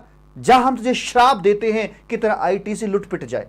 इतना ही नहीं, हम तुझे यह भी श्राप देते हैं कि जो भी तेरा स्टॉक है सब पत्थर का हो जाए। मेरा मतलब कि सारा का सारा डीम्ड सप्लाई यहां पर बन जाए, तथास्तु, कमंडल से जल्दी छिड़क दिया। ये सब का सब डीम्ड सप्लाई टू हिमसेल्फ बन जाए और इस पर आउटपुट जीएसटी निकल के आ जाए। इसका आउटपुट जीएसटी और तेरा यहां पर आईटीसी का बैलेंस जो भी बचा कुचा था वो विच एवर इज हायर, वो तुझे यहां पर पे करना पड़ जाएगा। ये होती है फाइनल लायबिलिटी। मैं आपको दिखा सकता हूं, यहां पर आ सकते हैं आप कि फाइनल लायबिलिटी कैसे कैलकुलेट करते हैं, अगले पेज पर दे रखा है। इनपुट के लिए वही आपका जो बचा कुचा करस्पॉन्डिंग इनपुट है बचे कुछ स्टॉक के संबंध में वो, या फिर आपका इनपुट पर आउटपुट जीएसटी जो बनता है, क्योंकि उसे डीम्ड सेल टू हिमसेल्फ मान लिया जाता है, विच एवर इज हायर। ऐसे ही कैपिटल गुड्स के संबंध में भी जो भी आपके पास बचा कुचा कैपिटल गुड्स है उस पर जो भी बचा कुचा आपका क्रेडिट बनता है 5% पर क्वार्टर और पार्ट देयर ऑफ के हिसाब से आप उसे वहां पर कैलकुलेट करते हैं। तो जो भी जैसे सेक्शन 18 में करते थे ना वैसे करके, और output GST on the transaction value of the capital goods whichever is higher. मतलब मोटी बात हुई कि आईटीसी और आउटपुट जीएसटी जो दोनों में अधिक हो वो आप यहां पर लेकर चलते हैं, वो आपकी फाइनल लायबिलिटी बनती है। अगर आपने धंधा बंद कर दिया है तो फाइनल ड्यूज का पेमेंट करना पड़ेगा और जय जय श्री राधे, कमंडल लीजिए, हिमालय पर जाइए। बस कोई बिजनेस नहीं, अब कोई टैक्स कलेक्शन नहीं, सारी व्यथा यहीं पर खत्म। लेकिन अगर आपने तो बंद कर दिया बट दुकान चालू है, आप क्विट कर गए बिजनेस से, आप क्विट कर जाते लेकिन दुकान चालू है। अगर दुकान चालू है तो बताइए क्या उसके अंदर जो स्टॉक भरा हुआ था क्या वो पत्थर का हो जाएगा? नहीं। अब सरकार को यह कि चल तू कुट कर गया ना, तेरी जगह पे कोई और आ गया ना, तेरा बेटा आ गया या तेरा कोई और रिश्तेदार आ गया या कोई थर्ड पार्टी आ गया जिसने बिजनेस खरीद लिया, ये आ गया ना, ये कंटिन्यू करेगा, कोई दिक्कत वाली बात नहीं है। आईटीसी अपनी जगह पर बना रहेगा, हालांकि ओनरशिप चेंज हो जाएगी, पहले एक्स के नाम था अब वाई के नाम पर आ जाएगा। आउटपुट जीएसटी जो है वो अपना सप्लाई नेचुरली करेगा, आउटपुट जीएसटी आएगा, सेट ऑफ करेगा, सारी बातें हो जाएगी। तो जो भी बैलेंस शीट थी पूरी की पूरी, तमाम प्रकार की एसेट और लायबिलिटीज सब के सब नई ओनरशिप पर आ जाते हैं और वैसे हालात में कोई किसी प्रकार की डीम्ड सेल वहां पर नहीं बनती है और आपको फाइनल ड्यूज भी अभी पे ऑफ करने की आवश्यकता नहीं, क्योंकि सरकार को ओवर द पीरियड ग्रेजुअली वहां पर पैसा मिल ही जाना है वैसे करके। New owner will take fresh registration, all assets including ये सब कुछ आईटीसी वगैरह सब कुछ नई ओनरशिप पर आ जाएगा। New owner will do the business and liable to pay GST on output supply, normal तरीके से पे करके चलेगा। ऐसे में फाइनल ड्यूज जो बनते थे, जो हम कैलकुलेशन कर रहे थे, वो सब पे करने की आवश्यकता नहीं होती है मेरे कबूतर, ऐसे करके। ठीक है, इधर आइए साहेब, आगे क्या बोलता है सर जी? अब सुनो हमारी बात, रुको जरा। यहां पर कहते हैं कि भाई साहब अगर पत्नी तलाक मांगे तो पत्नी किन आधार पर तलाक मांग सकती है? अगर पति दुकान पर नहीं जाता है तो क्या तलाक मिल सकता है पत्नी को? यस। पति का यहां वहां कुछ चल रहा है तो क्या तलाक मिल सकता है? यस, मिल सकता है। बाल विवाह करा लिया था और मेरा मतलब वॉलंटरी रजिस्ट्रेशन करवा लिया था और 6 महीने हो गए भाई साहब, धंधा शुरू ही नहीं कर पाया, बिजनेस शुरू ही नहीं कर पाया, क्या पत्नी इस ग्राउंड पर तलाक मांग सकती है? यस। गलत तरीके से क्रेडिट बुक करता है, इनएलिजिबल क्रेडिट बुक करता है, क्या पत्नी तलाक मांग सकती है? यस। तो ये वो ग्राउंड यहां पर दे रखे। क्या फ्रॉड से शादी करवाई थी भाई साहब, फ्रॉड से, ओए होए होए होए होए। और क्या बोलते हैं साहब? Does not conduct business from declared place of business, दुकान से अपना बिजनेस चालू नहीं करता है। तो ऐसे हालात में उसे यहां पर तलाक की बात करी जा सकती है। प्रेम से बोलेंगे राधे राधे। जी साहब, तो पत्नी तलाक मांग सकती है अगर शादी की गई है धोखाधड़ी से, सभी लोग जानते हैं। दूसरा है does not conduct business from declared place of business, दुकान पर नहीं जाता है, पत्नी तलाक मांग सकती है। वॉलंटरी रजिस्ट्रेशन लिया था, बाल विवाह करवा लिया था, बट 6 महीने बीत गए, बिजनेस स्टार्ट नहीं कर पाए, अब पत्नी तलाक मांग सकती है। Not to file return for a continuous period of, हिसाब नहीं देता, इसकी हिम्मत तो देखो, पत्नी को हिसाब नहीं देता, कंपोजिट सप्लायर था तो 9 महीने तक कुछ पता ही नहीं है, और अगर ये नॉर्मल स्कीम के अंदर था, मंथली रिटर्न वाला था, तो लगातार 6 रिटर्न इसने नहीं दिए हैं। 9 महीने कंपोजिशन का मतलब लगातार 3 CMP 08 फाइल नहीं किए, रेगुलर स्कीम में लगातार 6 फाइल नहीं किए। तो ऐसे में होगा क्या कि पत्नी तलाक दे सकती है। Contravene the provisions of act और रूल्स, शादी के समय जो 7 वचन लिए जाते हैं उनको फॉलो नहीं करता है। जैसे उसमें ये होता है कि अगर मैं कहीं अपनी सहेलियों के साथ में हूँ तो आप मुझे वहाँ बेइज्जत नहीं करोगे, भला बुरा नहीं कहोगे, जो भी बात करनी है अलग से एकांत में कहोगे, कुछ अगर भला बुरा कहना भी है तब भी, है ना। तो वैसे करके वचन लिए जाते हैं। आगे है रॉन्गली अवेल्ड ITC, गलत तरीके से क्रेडिट लेता है। Show liability in GSTR 1 and not to show, क्या बात है भाई साहब, GSTR 1 में बंदा अपनी लायबिलिटी दिखा रहा है लेकिन 3B के समय पलट जाता है कि ऐसी कोई लायबिलिटी नहीं है। तो ऐसे व्यक्तियों की शादी ज्यादा दिन टिकेगी नहीं।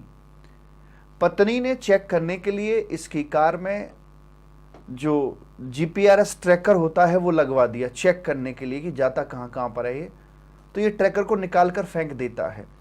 जो 86B रूल आता है मैनर ऑफ पेमेंट चैप्टर के अंदर, 1% का जो कॉन्सेप्ट था कि आपको भले ही आपके पास सफिशिएंट ITC अवेलेबल है बट फिर भी आपको 1% अपनी पॉकेट से देना है।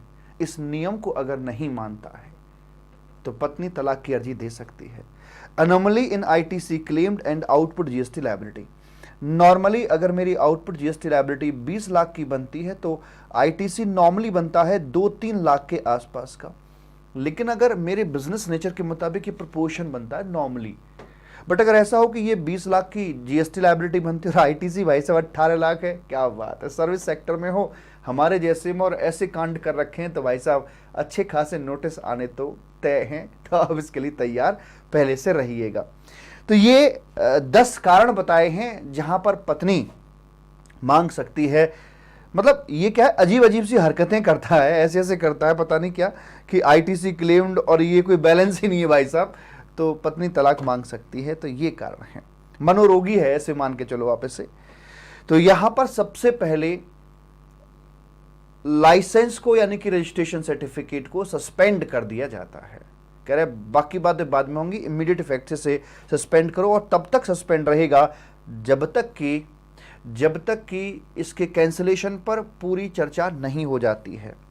उसके बाद में शोकॉज नोटिस यहां पर जारी किया जाएगा सस्पेंशन के बता दुष्ट, हम तेरा तलाक क्यों ना दे दें हम आपको। अब वहां पर आकर आप माफी मांगते हो कि ऐसे वैसे आगे से गलती नहीं करूंगा, छोड़ दो। सस्पेंशन क्या था, थ्रेट थी कि ए सुधर जा। अगर आपने संतुष्ट कर दिया, माफी मांग ली तो ठीक है, सस्पेंशन जो था वो वापस बहाल कर दिया जाएगा, रिस्टोर कर दिया जाएगा। लेकिन अगर आपकी बातें संतोषजनक नहीं हुई हैं तो फिर जो सस्पेंशन था वो कैंसिलेशन के अंदर तब्दील कर दिया जाएगा, ऐसे करके बोल देते हैं। अब एक बात जरा गहराई से समझिएगा, आपका रजिस्ट्रेशन सस्पेंड हुआ था इन कारणों की वजह से कि आपने हिसाब नहीं दिया था, आपने रिटर्न फाइल नहीं करी थी, सस्पेंड हो गया। अब आपको नोटिस आया कि बताइए हम कैंसिल क्यों ना कर दें। अब आप जवाब लेकर क्या जाएंगे, क्या जवाब दोगे कि इस वजह से रिटर्न फाइल नहीं कर पाया था। वो एक्सक्यूज नहीं मांग रहे, आपके ये नहीं देखना चाहते कि बहाने कितने जेन्युइन है, कितने तगड़े हैं, उन्हें हिसाब चाहिए, सीधी बात। तो यहां पर एक बड़ी बात बोली है कि आप ये जवाब देने की बजाय, एक्सक्यूज देने की बजाय कि रिटर्न क्यों फाइल नहीं की, इससे बेहतर यह है कि आप अपनी रिटर्न फाइल कर दें, तो हम मानेंगे कि हमें हमारा जवाब मिल गया है। क्या बात कही है कि जवाब फाइल करने के चक्कर में ना पड़े, सीधा रिटर्न फाइल करें जो हम चाह रहे हैं, तो हम मानेंगे कि हमें हमारा जवाब मिल गया है, वो भी सेटिस्फैक्टरी।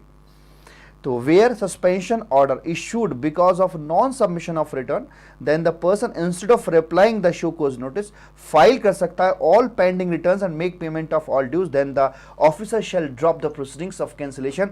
यहीं पर बात खत्म करा दी जाएगी, ऐसे करके बोल दिया जाता है। ओके सर जी, कोई दिक्कत वाली बात नहीं है। अब एक बात और यहां पर समझते हैं कि जब सस्पेंशन हो जाता है, आरसी को खूंटी पर टांग दिया जाता है, ना तो फाड़ के डस्टबिन फेंका है, ना ही एक्टिव रखा है, बीच में लटका रखा है, त्रिशंकु बना रखा है। तो उस दौरान आप क्या नहीं कर सकते हो? डोंट्स। आप क्या कस्टमर से जीएसटी कलेक्ट कर सकते हो? मतलब सस्पेंशन का मतलब यह कि पति पत्नी अलग अलग रह रहे हैं, ना पत्नी पति को खाना बनाकर दे रही है और ना ही पति पत्नी की आर्थिक जरूरतों को पूरा कर रहा है। दोनों मुंह बनाकर घूमते हैं। हो सकता है कि एक छत के नीचे ना रहते हो, पत्नी मायके चली गई हो, और होता भी है। जब कोर्ट में जाते हैं अर्जी लेकर कि भाई तलाक करवा दिया जाए यहां पर, तो कोर्ट भी कहता है कि अभी आप भावुक होकर तलाक मांग रहे हो, एक काम करो, दोनों 6 महीने अलग अलग रहो। क्योंकि हमें किसी भी व्यक्ति या वस्तु की अहमियत तब समझ में आती है जब वो हमसे दूर हो जाती है। गहरी बात है, सोचिएगा, उसकी इंपॉर्टेंस समझ में आ जाती है। तो आप दोनों एक दूसरे से अलग अलग रहेंगे तो शायद आपको एक दूसरे की इंपॉर्टेंस अपनी लाइफ में क्या है वो समझ में आए, और शायद आप वापस अपने पुनर्जीवन में आ जाएं और तलाक का ख्याल छोड़ दें। लेकिन 6 महीने अलग अलग रहकर भी अगर आप डटे हुए हो कि हमें तलाक चाहिए चाहिए, तो मतलब अब आपकी आत्मा तक छिल चुकी है एक दूसरे के प्रति, अब आप साथ रह नहीं सकते। तो सस्पेंशन जो पीरियड है वो बेसिकली यही होता है कि आरसी को फाइनली कैंसिल किया जाए या ना किया जाए। तो उस दौरान क्या नहीं होगा, तो पति पत्नी में जब झगड़ा हो जाता, बोलचाल बंद हो जाती है, तो सब बंद, पत्नी खाना नहीं देती, वो पैसे नहीं देता, तो यहां पर आकर क्या होगा कि ना तो मुझे सरकार को जीएसटी भरना ही नहीं है सस्पेंशन पीरियड के दौरान। इससे अच्छा और क्या हो सकता है? जब भरना ही नहीं है जीएसटी, मैंने पैसे देने नहीं है पत्नी को, तो मुझे आगे से भी कलेक्ट करने का अधिकार नहीं है। दूसरी बात, जब ना पैसे देने ना रिटर्न का चक्कर पड़ेगा, कोई मौज मौज, फिर तो कहीं घूमू, पत्नी क्या कर सकती है।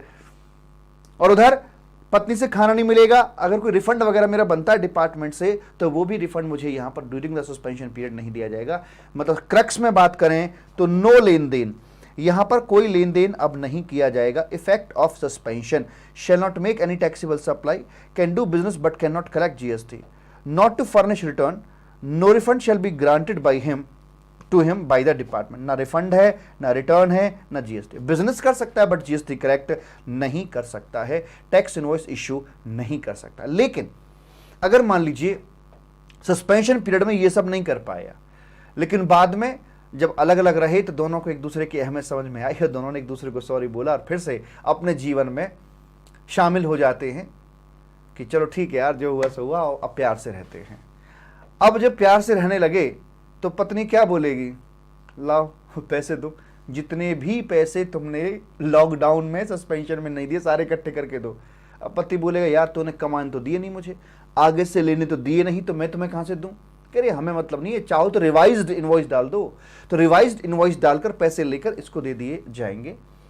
रिफंड वगैरह वहां से बनता होगा तो चल भाई रिफंड दे, तो रिफंड भी आपका रिलीज हो जाएगा। सारे काम जो रुके हुए थे वो सारे के सारे काम पूरे करवा दिए जाते हैं। तो ये फाइनली यहां पर होता है। लेकिन अगर फाइनली तलाक होता ही है तो जो भी तलाक की स्थिति में आप जानते हैं कि आपकी अगर फाइनल लायबिलिटीज जो बनती है उन्हें पे ऑफ कीजिए और आगे बढ़िएगा। अगला पॉइंट आता है यहां पर रिवोकेशन को लेकर कि जब रजिस्ट्रेशन सर्टिफिकेट आपका एक बार कैंसिल कर दिया जाता है तो व्यक्ति को दिक्कत तो बहुत होती है कि अब वो बिजनेस कैसे कर पाएगा। लेकिन हर समस्या का समाधान होता है। आप भी जीवन में कभी घबराना मत। समस्या है तो समाधान भी है, और यही समस्या समाधान जिंदगी यूं ही चलती रहती है।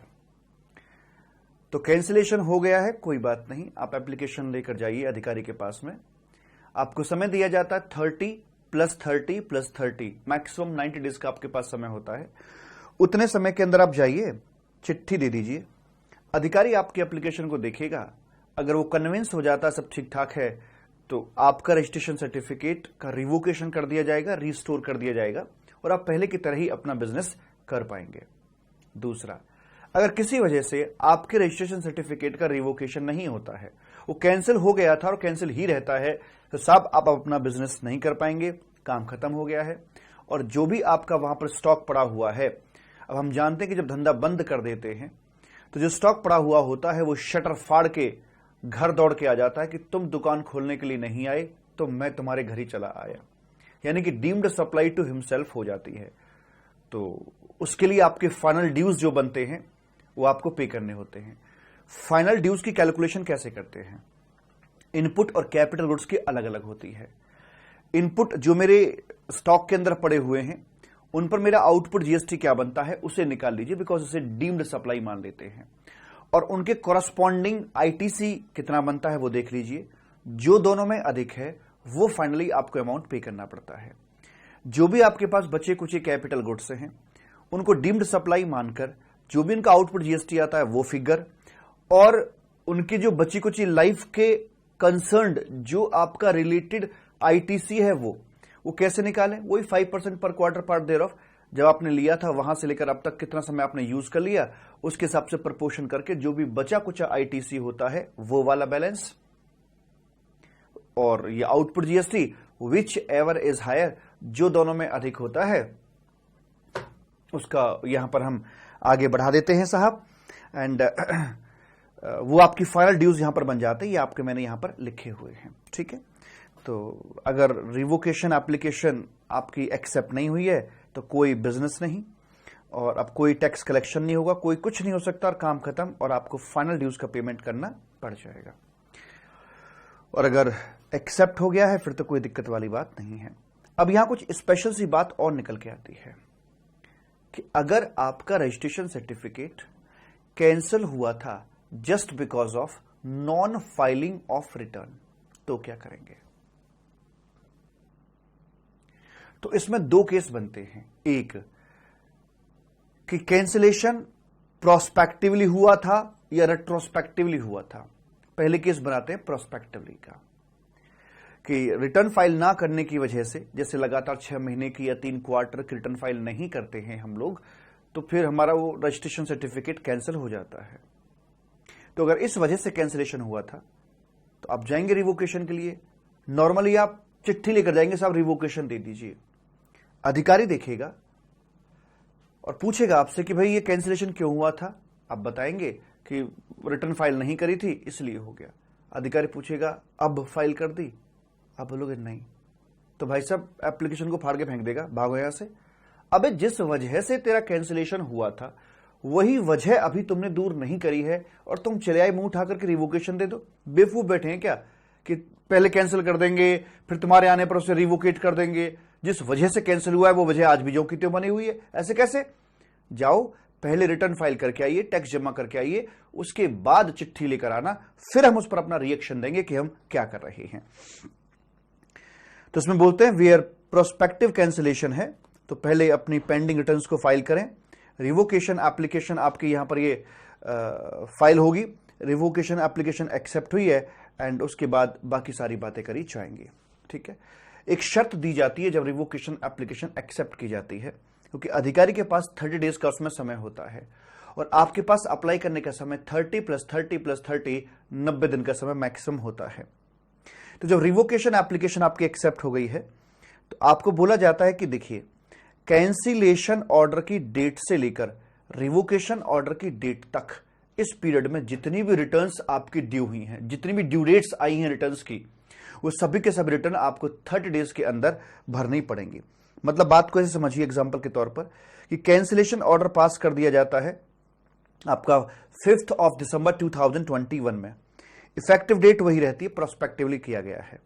रिवोकेशन एप्लीकेशन आपने 30 डेज के अंदर मान लेते हैं फाइल कर दी है 4/1/2022 को, but before this need to file due return from April to October. तो ये जब से आपकी रिटर्न पेंडिंग चल रही थी वहां से लेकर इस ऑर्डर की डेट तक, ये ऑर्डर कब का था यहां, तो यहां अप्रैल से लेकर इस डेट तक क्या आप मुझे बता सकते हैं कि कौन कौन सी रिटर्न आपकी ड्यू हो चुकी थी? क्या नवंबर वाली रिटर्न ड्यू हो चुकी थी? नवंबर वाली रिटर्न ड्यू होगी आपकी साहब 20 दिसंबर को, बट मैं इस डेट तक की बात कर रहा हूं, तो नवंबर वाली रिटर्न यहां पर ड्यू नहीं हो रही थी, अक्टूबर तक रिटर्न ड्यू हो रही थी। तो अप्रैल से लेकर अक्टूबर तक की जो भी आपकी रिटर्न्स बनती हैं वो आपको पहले यहां पर जमा करनी होंगी, उसके बाद आपकी एप्लीकेशन फाइल की जाएगी। एप्लीकेशन फाइल कर दी है, अधिकारी अब इस पर अपना रिएक्शन देगा। ये थोड़ा सा करेक्शन है, इसे मिटाइएगा यहां से। अधिकारी 30 डेज के अंदर अंदर उस पर अपना यहां रिएक्शन देगा और वो आपके एप्लीकेशन को एक्सेप्ट कर लेता है, तो आपको ये हिदायत भी देगा कि अब आप 30 डेज के अंदर, अगले 30 डेज के अंदर अंदर अपने इस जो रिटर्न्स आपकी बनती हैं उनको आप भर दीजिएगा। यानी कि 5 जो कैंसिलेशन ऑर्डर था यहां से लेकर आपके 26 फरवरी तक जो भी बनती हैं रिटर्न उनको आप दे दीजिएगा। तो इन बिटवीन कौन कौन सी ड्यू हुई? नवंबर वाली ड्यू हो गई, दिसंबर वाली ड्यू हो गई और आपकी जनवरी वाली ड्यू होगी। तो नवंबर, दिसंबर, जनवरी, इन 3 महीनों की रिटर्न भी आपको 26 फरवरी से 3 महीने के अंदर अंदर देनी पड़ेगी। ठीक बात? यस सर, कोई दिक्कत नहीं है जी। अगर आपका जो रजिस्ट्रेशन है वो कैंसिल हो जाता है रेट्रोस्पेक्टिवली, तो अब आप क्या करोगे? तो उसमें प्रॉब्लम ये आती कि चूंकि हमें प्री कंडीशन ये डाल दी कि एप्लीकेशन को एक्सेप्ट तब करेंगे, पहले अपनी जो दिक्कतें थी उनको ठीक करके आइए। तो सपोज कीजिए मेरा जो रजिस्ट्रेशन है वो इस डेट पर आकर कैंसिल हो जाता है और इफेक्टिव डेट उसकी बैक डेट से यहां से लगा दी जाती है, विंडो बैक डेट से क्लोज कर दी गई है। यहां ऑर्डर पास हुआ, यहां रजिस्ट्रेशन कैंसिल हुआ इस डेट से। तो क्या मैं इस पीरियड की रिटर्न फाइल कर सकता हूं? द आंसर इज नो, क्योंकि वो रेट्रोस्पेक्टिव इफेक्ट से मेरा कैंसिलेशन किया गया है। तो जब मैं रिटर्न फाइल नहीं कर सकता तो मेरी एप्लीकेशन भी एक्सेप्ट नहीं होगी, क्योंकि पहले मुझे बोला गया कि पहले ये करो उसके बाद एप्लीकेशन। तो ये हो ही नहीं सकता, प्रैक्टिकली पॉसिबल भी नहीं है।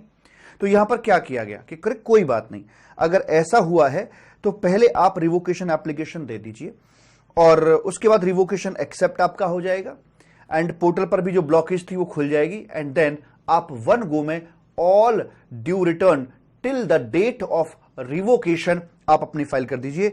यानी कि अप्रैल से लेकर 26 फरवरी के बीच में जितनी भी रिटर्न्स आपकी बनती थी, ड्यू हुई थी, वो आप अपनी सारे के सारे रिटर्न 30 डेज के अंदर अंदर भर दीजिएगा, वैसे करके बोल देते हैं। आई होप बात समझ में आ गई होगी। हाँ बोलो हाँ। तो कहने का मतलब यह है कि यहां निचोड़ क्या है, यहां 2 गोज में, यानी कि 2 बार में यहां पर ये रिटर्न भरने की बात करी जा रही है, लेकिन यहां पर वो 2 बार पॉसिबल नहीं था, इसलिए 1 गो के अंदर ही सारे के सारे रिटर्न आपके यहां पर भरी जाती हैं। तो ये था आपका लाइक इसको लेकर, रिवोकेशन को लेकर। और जो बातें बची हुई हैं इसके अंदर वो आता है आपका changes in core field and changes in non core field. Core field मतलब कि लाइक बहुत महत्वपूर्ण चेंजेस जो होते हैं उनकी बात कर रहे हैं। जैसे मान लीजिए पत्नी मायके गई हुई थी और बाद में आपने क्या किया कि जो फ्लैट था या घर था या अपना नाम, खुद का नाम था, नाम पता बदल लिया, खुद का नाम ही बदल लिया। पत्नी कैसे ढूंढेगी?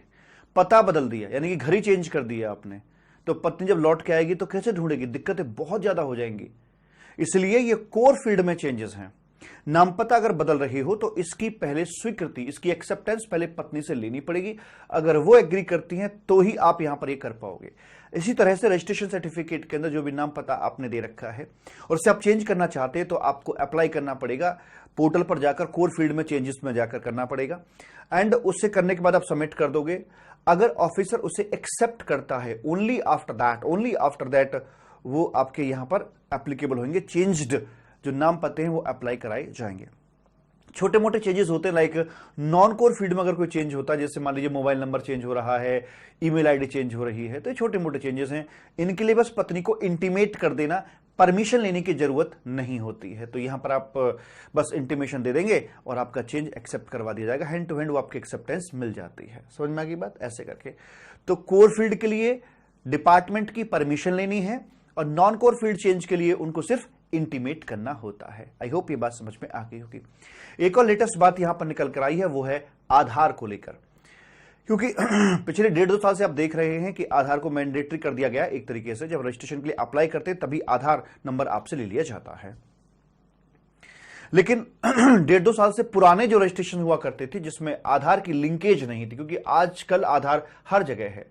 शुरुआती दौर में जो पुराने बैंक अकाउंट थे उन बैंक अकाउंट्स के अंदर भी नॉर्मली आधार लिंकेज नहीं होती थी, लेकिन धीरे धीरे लगभग सभी के अंदर आज आधार लिंकेज है, सभी बैंक अकाउंट्स के अंदर आधार लिंकेज है। ऐसे ही शुरुआती दौर में जीएसटी रजिस्ट्रेशन के साथ आधार लिंकेज नहीं थी, ये प्रोविजन बीच में आया और अब आप नया अप्लाई कर रहे हैं फिर तो आधार लिंकेज आ ही जाएगी आपकी, लेकिन पुराने रजिस्ट्रेशन जो थे उनके लिए आधार लिंकेज करवानी पड़ेगी सरकार को। तो सरकार ने यहां पर एक नया रूल 10B करके इंट्रोड्यूस किया है कि भाई जिन जिन के ऊपर आधार की एप्लीकेबिलिटी आती है और उनका आधार लिंक नहीं है तो कृपया करके आधार लिंक कराएं, और अगर आप ऐसा नहीं कराते हैं तो हम आपको 2 चीजों से दूर कर देंगे। नंबर 1, आपकी अगर आरसी कैंसिल हो गई तो उसका रिवोकेशन नहीं हो पाएगा जब तक कि आपका आधार लिंकेज नहीं हुआ है, पहली बात। दूसरी बात यह कि अगर आपका कोई किसी प्रकार का रिफंड हमारे पास बनता है, आपने कुछ एक्सपोर्ट किया हो उस वजह से बनता है, या फिर मतलब सर्विस एक्सपोर्ट की हो तो जीएसटी डिपार्टमेंट से रिफंड बनेगा, और अगर गुड्स एक्सपोर्ट किया है आपने तो वहां जो कस्टम डिपार्टमेंट है वहां से आपका रिफंड बनेगा। तो कोई किसी प्रकार का अगर आपका रिफंड बनता है तो रिफंड हम आपको तब तक नहीं देंगे जब तक कि आपका ये जीएसटी रजिस्ट्रेशन नंबर आधार से लिंक नहीं हो जाता। तो कृपया ध्यान दीजिए, no revocation no refund until and unless आपकी आधार लिंकेज नहीं हो जाती है। दूसरी बात, अगर अभी आपके पास आधार नहीं है तो कोई दिक्कत नहीं है, आप जाइए आधार सेंटर जाइए और वहां पर आधार के लिए अप्लाई कीजिए। तो वहां से आपको एक एनरोलमेंट आईडी मिल जाती है। वो एनरोलमेंट आईडी को प्लस आपकी एक photo ID, enrolment ID plus आपकी एक फोटो आईडी, जैसे आपका पासपोर्ट हो सकता है, फोटो आईडी में आपका पैन कार्ड आ जाता है ना, तो इस प्रकार की एक फोटो आईडी जो है आप हमें दीजिएगा यहां पर आकर, एंड अकॉर्डिंगली हम फिर अपनी बात कर पाएंगे। तो ये दे दीजिए और देने के बाद जब आपका आधार अलॉट हो जाए आपको प्रॉपरली तो उसके 30 डेज के अंदर अंदर आप हमें ये आधार इंटीमेट कर दीजिएगा। ऐसा वाला प्रोविजन यहां पर आया है। मोटी बात यह है कि पुराने लोग जिनका आधार लिंक नहीं था, आधार लिंकिंग की प्रोसेस है, नहीं कराया तो डबल आर पे दिक्कत आएगी, रिफंड पे और रिवोकेशन पे।